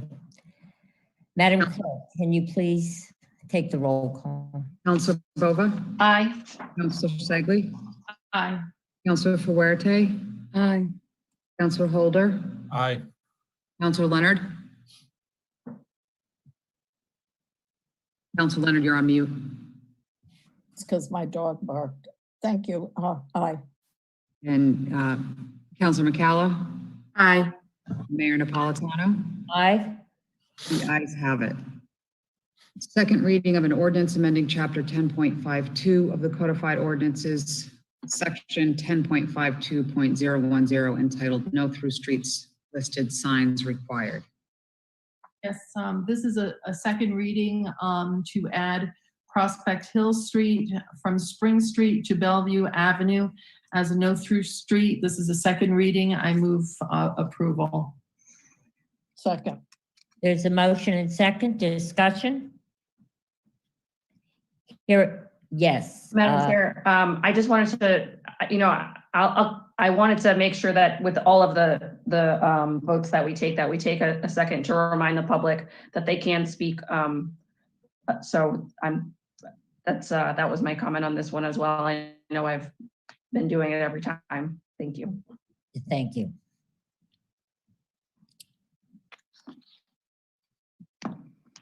Okay, we're talking about the no through street signs. Is there any discussion by the council? Second reading, hearing none. I'd ask the clerk to read the roll, please. Councilor Bova? Aye. Councilor Segley? Aye. Councilor Fuerte? Aye. Councilor Holder? Aye. Councilor Leonard? Aye. Councilor McCalla? Aye. Mayor Napolitano? Aye. The ayes have it. Action number 5948. Yes, Madam Chair, this and Council, this is a recommendation for the City Council to authorize the city manager to enter into an agreement with VHB for consulting work to update the City of Newport's 2016 hazard mitigation plan for an amount not to exceed $30,000. The city's current natural hazard mitigation plan must be reviewed. The 2016 update must be reviewed, revised as appropriate, and resubmitted to RIEMA and FEMA for approval within 5 years of the plan's approval date, January 5th, 2017, to maintain eligibility for hazard mitigation grant funding. And this recommendation has no fiscal impact. I move approval. Do I have a second? Second. There's a motion and a second. Discussion? Hearing none. Catherine Leonard, Councilwoman Leonard. Well, I was happy to see this. I think that it's really important that the city stay on top of all of this for hazard mitigation. So thank you to the staff for working on this, and thank you that we send it over to help the citizens as much as possible. Thank you. Councilor Bova? I had a question for the city manager. I know that we update it every 5 years, and I'm just wondering if there's a way, it doesn't have to be tonight, the council can be updated another time, but if there's a way that we can see which of the policies or actions that had been identified in the 2016 plan that we've been able to implement. Sure, you're not going to see it. Obviously, you just answered your own question. You're not going to see it tonight. Yep, But, no. I just asking the questions so we can get it in the future. Sure, absolutely. Okay, thank you. Any other discussion? Hearing none, clerk, can you take the roll call? Madam Chair, again, I just want to remind the public if they have a comment that this is. Councilor Bova, if they have their hand raised, I will be told. or if there's a call coming in, okay? I know that folks don't always realize when the correct time is to comment.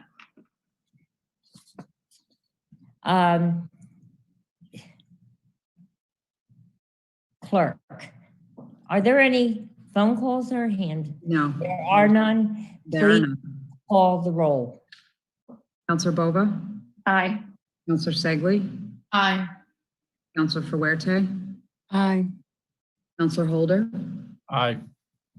Counselor McCalla? Aye. Counselor Leonard? Aye. Mayor Napolitano? Aye. The ayes have it. Action number 5949. Yes. This is a recommendation from the city manager to award Good Energy LP the development of the community aggregation plan and administration of the community aggregation program as our proposal was most advantageous to the city. This has no fiscal impact. I move approval. Second. There's a motion and second. Discussion, Councilor Leonard?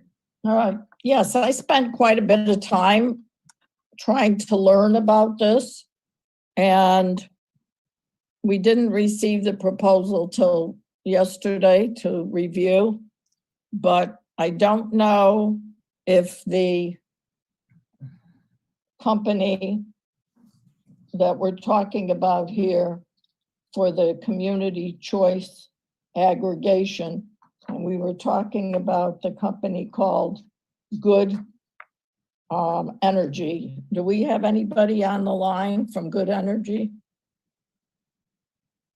No, we wouldn't expose them to the council until you actually vote on it and adopt them as a consultant. Peter Friedrichs, who's I'll call him our resident aggregate energy expert on staff, can answer any questions since he's been running along with this project for a while now. And Trish Reynolds is on the line as well with us this evening to discuss the issues if they can answer any questions for you. I just want to make one note, is that energy aggregation has been around for a long time. We, the city of Newport, have been aggregating our energy sources for probably 20 years with the Rhode Island League of Cities and Towns, and that's our group. That's how we purchase our energy, and we use their preferred provider is Constellation Energy. But so it's not a new concept. But as to this specific proposal, Peter Friedrichs, if you can unmute yourself, and if the council has any questions, if you could attempt to. Oh, there you are, Peter. Attempt to answer those questions or clarify any issues. All right, Please. here are my questions and my comments. All right, there are two line items on every electric bill, the power charge and the distribution charge. So the power charge is different than the distribution charge. National Grid does not produce its own energy, its own power, and in Rhode Island. And as far as I can read, they're in no position to discount costs of power because they don't produce it, they distribute it. So they're basically, in my opinion, like the middlemen. So a consulting firm like this one, it seems to me, would get their fee somewhere. And my question is, where do they get their fee from in this kind of a proposal? That's my first question, because it seems that we would shift the cost because, well, let me ask them that first. Well, how does this get paid for? Yes, thank you, Councilor Leonard. I'm happy to answer your question. This is Peter Friedrichs, city planner, and I have been the staff person working most closely with this project. So to answer your question, Councilor Leonard, the fee for this consultant would not be paid until after an aggregation plan was developed, approved by the City Council, approved by the Public Utilities Commission, and then a supplier for the ratepayers within the City of Newport was selected and contracted. At that But point, Yeah, that supplier, their supply charge would replace the current supply charge on someone who enrolls in the program, so that the fees that are split in half between distribution and supply, that supply charge, even though the bill would still go through National Grid, would be paid over to the supplier, and that supplier would pay this consultant through their supply revenues. would that get paid for by the supplier, or would it be paid through all the ratepayers as part of a distribution charge? Well, the ratepayers pay the distribution and the supply. Nothing would change about the distribution. I don't think the distribution is allowed to change. National Grid has the kind of local monopoly on distribution. But isn't that what I was told? I was told that it would probably come out of the distribution charge. It would be added to the distribution charge.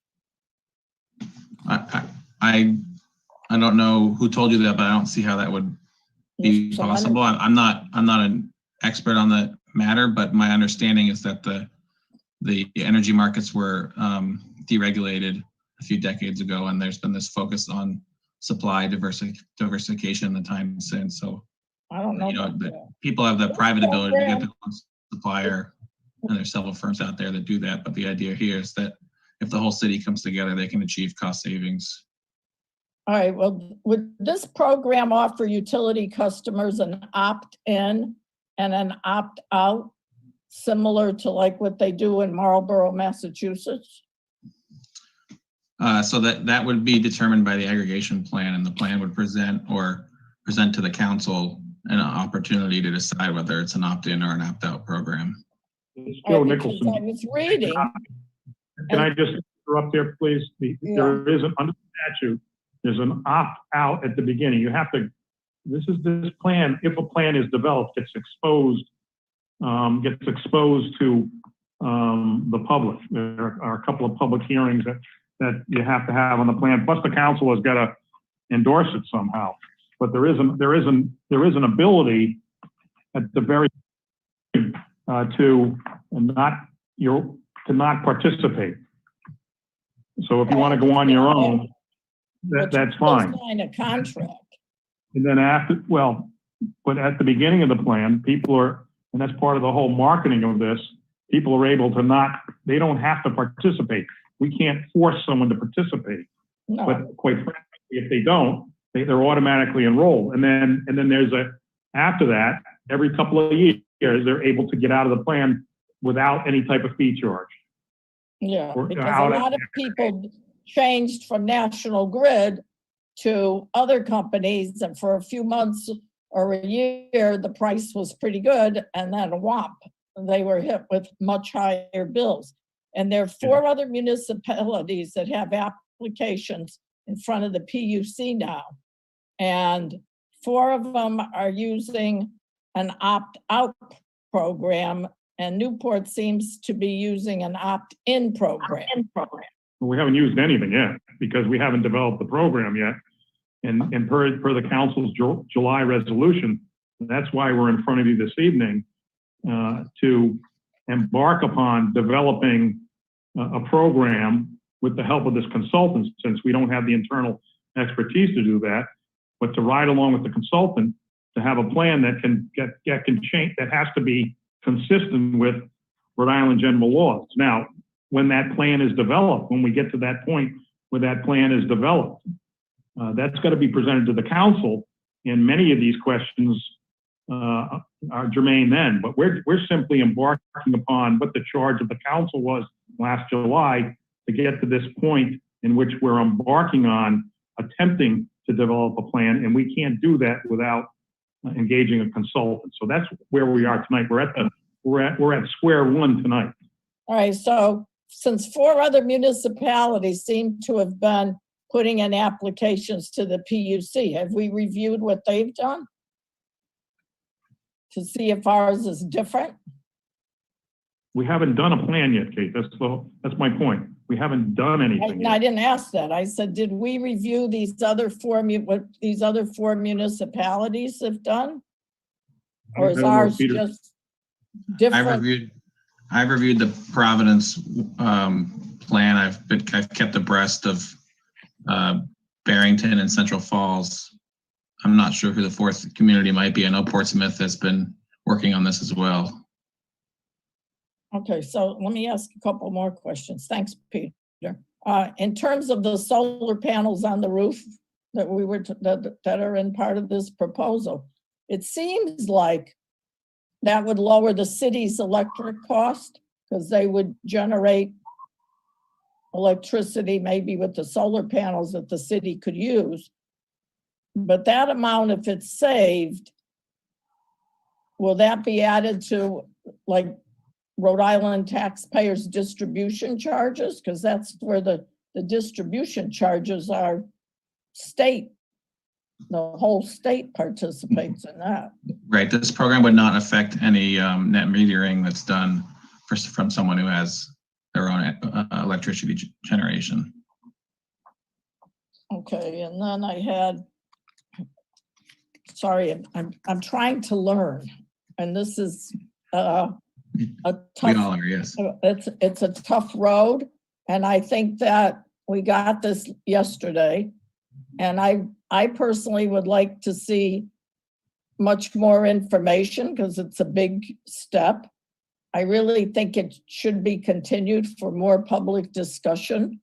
I delved into this for 2 days and I still have a lot of questions, but I would think that the public has lots of questions. And I don't think we've had enough time from seeing this yesterday to see how it actually works and how the money comes in by with the production of the power.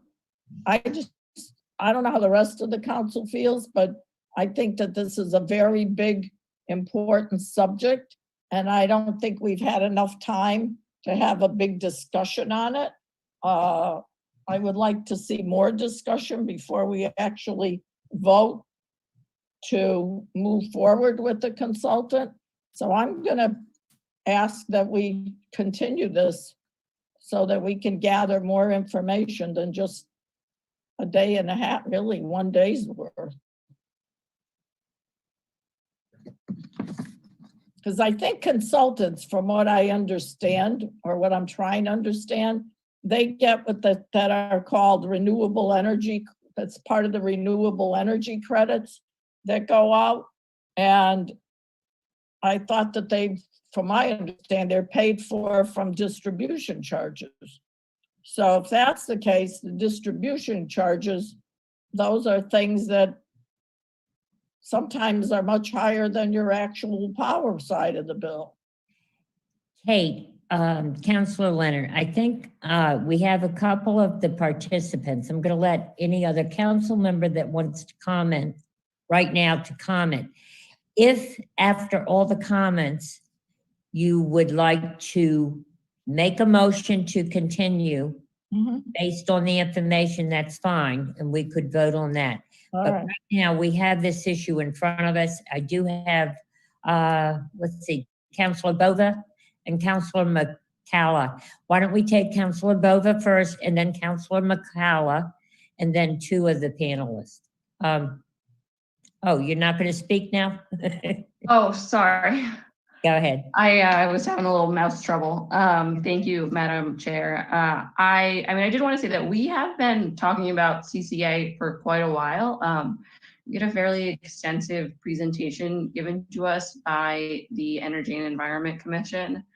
That was very informative and really got into the details about what CCA is. And I do want to point out that this item in front of us is for a consultant to develop a plan that would an energy and electricity aggregation plan that the city would be able to then implement. And I recognize, you know, I'm always very much in favor of having strong public input and public discussion. I think that through the presentation that was given to us from the Energy and Environment Commission and through the discussion that we had at that time and at the time of the resolution, that we have had a lot of public input that's been in favor of this. I think when the plan comes to us from this from this consultant, then that's another great time to have that public input. But as for continuing this, I don't agree that that's necessary. I think that community choice aggregation is extremely beneficial to both the residents and to the overall environment, and to the push for improved sustainable energy infrastructure, which with the last item that we just passed, we're clearly saying that we are in favor of as a city and as a community. So I think that going forward with this is the right call. And I want to say thank you to Peter and Trish and Joe and everyone from staff and planning and the Energy and Environment Commission for helping make this happen and get us on this path. I think it's a really, having two of these sustainable energy pieces back to back on the docket tonight, I think is huge. And I think it shows a commitment from this council that cannot be overstated. Thank you. Councilor McCalla? Thank you, Madam Chair. Yeah, I want to echo the same thing. I think that the EEC just did a really good job kind of detailing the step by step. And the first stage is what, or to my understanding, and anybody correct me if I'm wrong, is that the council was, the first step was that the council would pass the resolution, which we did. And then the second step becomes more of an exploratory nature. And like Kate, you're bringing up like really good questions, but the only way to really be able to like follow through with that is if we're able to say yes on this, because what you're really saying is yes to more exploration and more questions at this point. And again, I want to highlight that this is not binding. We can change our minds too after the whole session. This is just permission to continue the conversation at this point. So, okay, thank you. Could the clerk please identify the panelists that has their hand raised? It's Councilor Leonard. Thank you. I guess my big question is, I can see, wait. Yeah. Hey, wait a minute. I can see, oh, no, okay, go ahead. I understand this is exploratory and it's a learning process and we go step by step. I totally get that. My big question at the end of the day, when this whole process develops and ensues, is how does the CCA plan affect all ratepayers? Not just how does the city benefit, who benefits? That's what people want to know. Who benefits exactly? How do they benefit? We all want to be able to have sustainable energy and not pollute our environment, let's say. I understand all that, but at the end of the day, people say, how will it affect me personally? And that's what, after all of this and the consultant starts working, that's what everybody wants to hear. There's only one way to find out, Kate. You got to say yes and pass. I get that, but I'm just putting the road out to say, here's the path. And I understand where the path is, but to get this consulting, well, like a contract yesterday, and people calling and asking what exactly and what are the pieces, I get where it's going. I guess I would like to know, like everybody else, this is where we are so far. And there were 2 proposals, and this is asking for one. And it's going to come back to us, we know, because we either going to accept it or not. But I think we need to look at all the elements of it as we go forward. So I'm okay if we don't continue it, but I want to make sure that these questions all come up while we're going through the process. Yeah, I think, Kate, that we will be having more information come to us if we can just get the plan, at least, the plan going and our questions asked. What I would ask you to do, though, is write down your questions, particularly for one of our city planners, Peter. And I'm sure that we can incorporate those into whatever questions other people have. I'd like to ask. Is how much of it goes into the distribution charge? Right. That is something that I'm sure Peter will look into. I'd like to ask the clerk, is there anybody in the public that wants to address this issue at this point? No, Madam Chair, I don't see anyone with their hand raised. Is there any other discussion? Hearing none. Madam Clerk, can you take a roll call, please? Counselor Bova? Aye. Counselor Segli? Aye. Counselor Fuerte? Aye. Counselor Holder? Aye. Counselor Leonard? Aye. Counselor McCalla? Aye. Mayor Napolitano? Aye. The ayes have it. Thank you. Motion to adjourn as council and convene as Board of License Commissioners. Second. There's a motion and a second. Clerk, can you take the roll? Discussion? Hearing none. Can you take the roll call, please? Counselor Bova? Aye. Counselor Segli? Aye.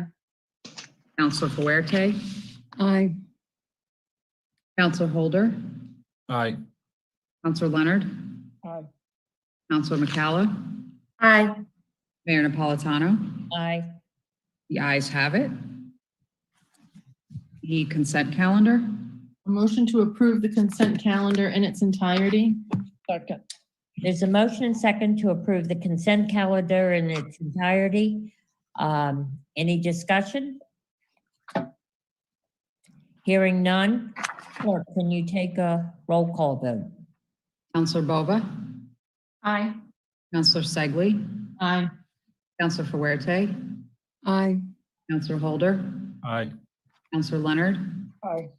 Counselor McCalla? Aye. Mayor Napolitano? Aye. The ayes have it. A public hearing on the application of Seaport Grill and Raw Bar Inc., DBA The Port, 359 Thames Street, Unit C1, confined to restaurant and adjacent patio only, no room service, holder of a Class BT alcoholic beverage license to transfer ownership to True Tides LLC, Finbar Murray 100%, DBA to be determined for the same premises. Thank you. This is the hearing. Is there anybody from the public that would like to address this issue? Motion to close the public hearing and approve. Second. There's a motion second to close the public hearing and approve. Discussion? Hearing none. Clerk, can you take the roll call, please? Commissioner Bova? Aye. Commissioner Segli? Aye. Commissioner Fuerte? Aye. Commissioner Holder? I actually have to recuse myself from the That's vote right. for this Sorry about that. particular item. Okay. Commissioner Leonard? Aye. Commissioner McCalla? Aye. Mayor Napolitano? Aye. The ayes have it. A public hearing on the 2020-2021 liquor license renewals. Yes, this is a liquor class BL license to NDC Enterprises LLC doing business as Norrie's 156 to 158 Broadway. I move approval, and this is a public hearing. Second. Is Second. there anyone from the public that would like to speak? Motion to close the public hearing and approve. Second. Second. There's a motion and second to close the public hearing and approve. Clerk, can you take the roll call, please? Commissioner Bova? Aye. Commissioner Segli? Aye. Commissioner Fuerte? Aye. Commissioner Holder? Aye. Commissioner Leonard? Aye. Commissioner McCalla? Aye. Mayor Napolitano? Aye. The ayes have it. This is another liquor license renewal public hearing for Belmare Inc., doing business as Belmare, 2 Goat Island. Is there anyone from the public who would like to speak? Motion to close the public hearing and approve. Second. There's a motion, a second, to close the public hearing and approve. Any discussion? Hearing none. Clerk, can you take the roll call, please? Commissioner Bova? Aye. Commissioner Segli? Aye. Commissioner Fuerte? Aye. Commissioner Holder? Aye. Commissioner Leonard? Aye. Was that an aye, Commissioner Leonard? Yes. Commissioner McCalla? Aye. Mayor Napolitano? Aye. The ayes have it. This is another public hearing for a liquor Class C license, Salvation Cafe Inc., doing business as Salvation Cafe, 140 Broadway. Is there anyone from the public who would like to speak? Motion to close the public hearing and approve. Second. There's a motion and a second to close the public hearing and approve. Clerk, can you take any discussion? Hearing none. Clerk, can you take the roll? Commissioner Bova? Aye. Commissioner Segli? Aye. Commissioner Fuerte? Aye. Commissioner Holder? Aye. Commissioner Leonard? Aye. Commissioner McCalla? Aye. Mayor Napolitano? Aye. The ayes have it. Motion to adjourn. Second. There's a motion second to adjourn. Clerk, can you, discussion? Hearing none. Did we Clerk. move the COVID update to tomorrow? Yes. COVID updates tomorrow. Thank you. Clerk, can you take the roll call, please? Commissioner Bova? Aye. Commissioner Segli? Aye. Commissioner Fuerte? Aye. Commissioner Holder? Aye. Commissioner Leonard? Aye. Commissioner McCalla? Aye. Mayor Napolitano? Aye. The ayes have it. Okay, this meeting is adjourned. Thank you.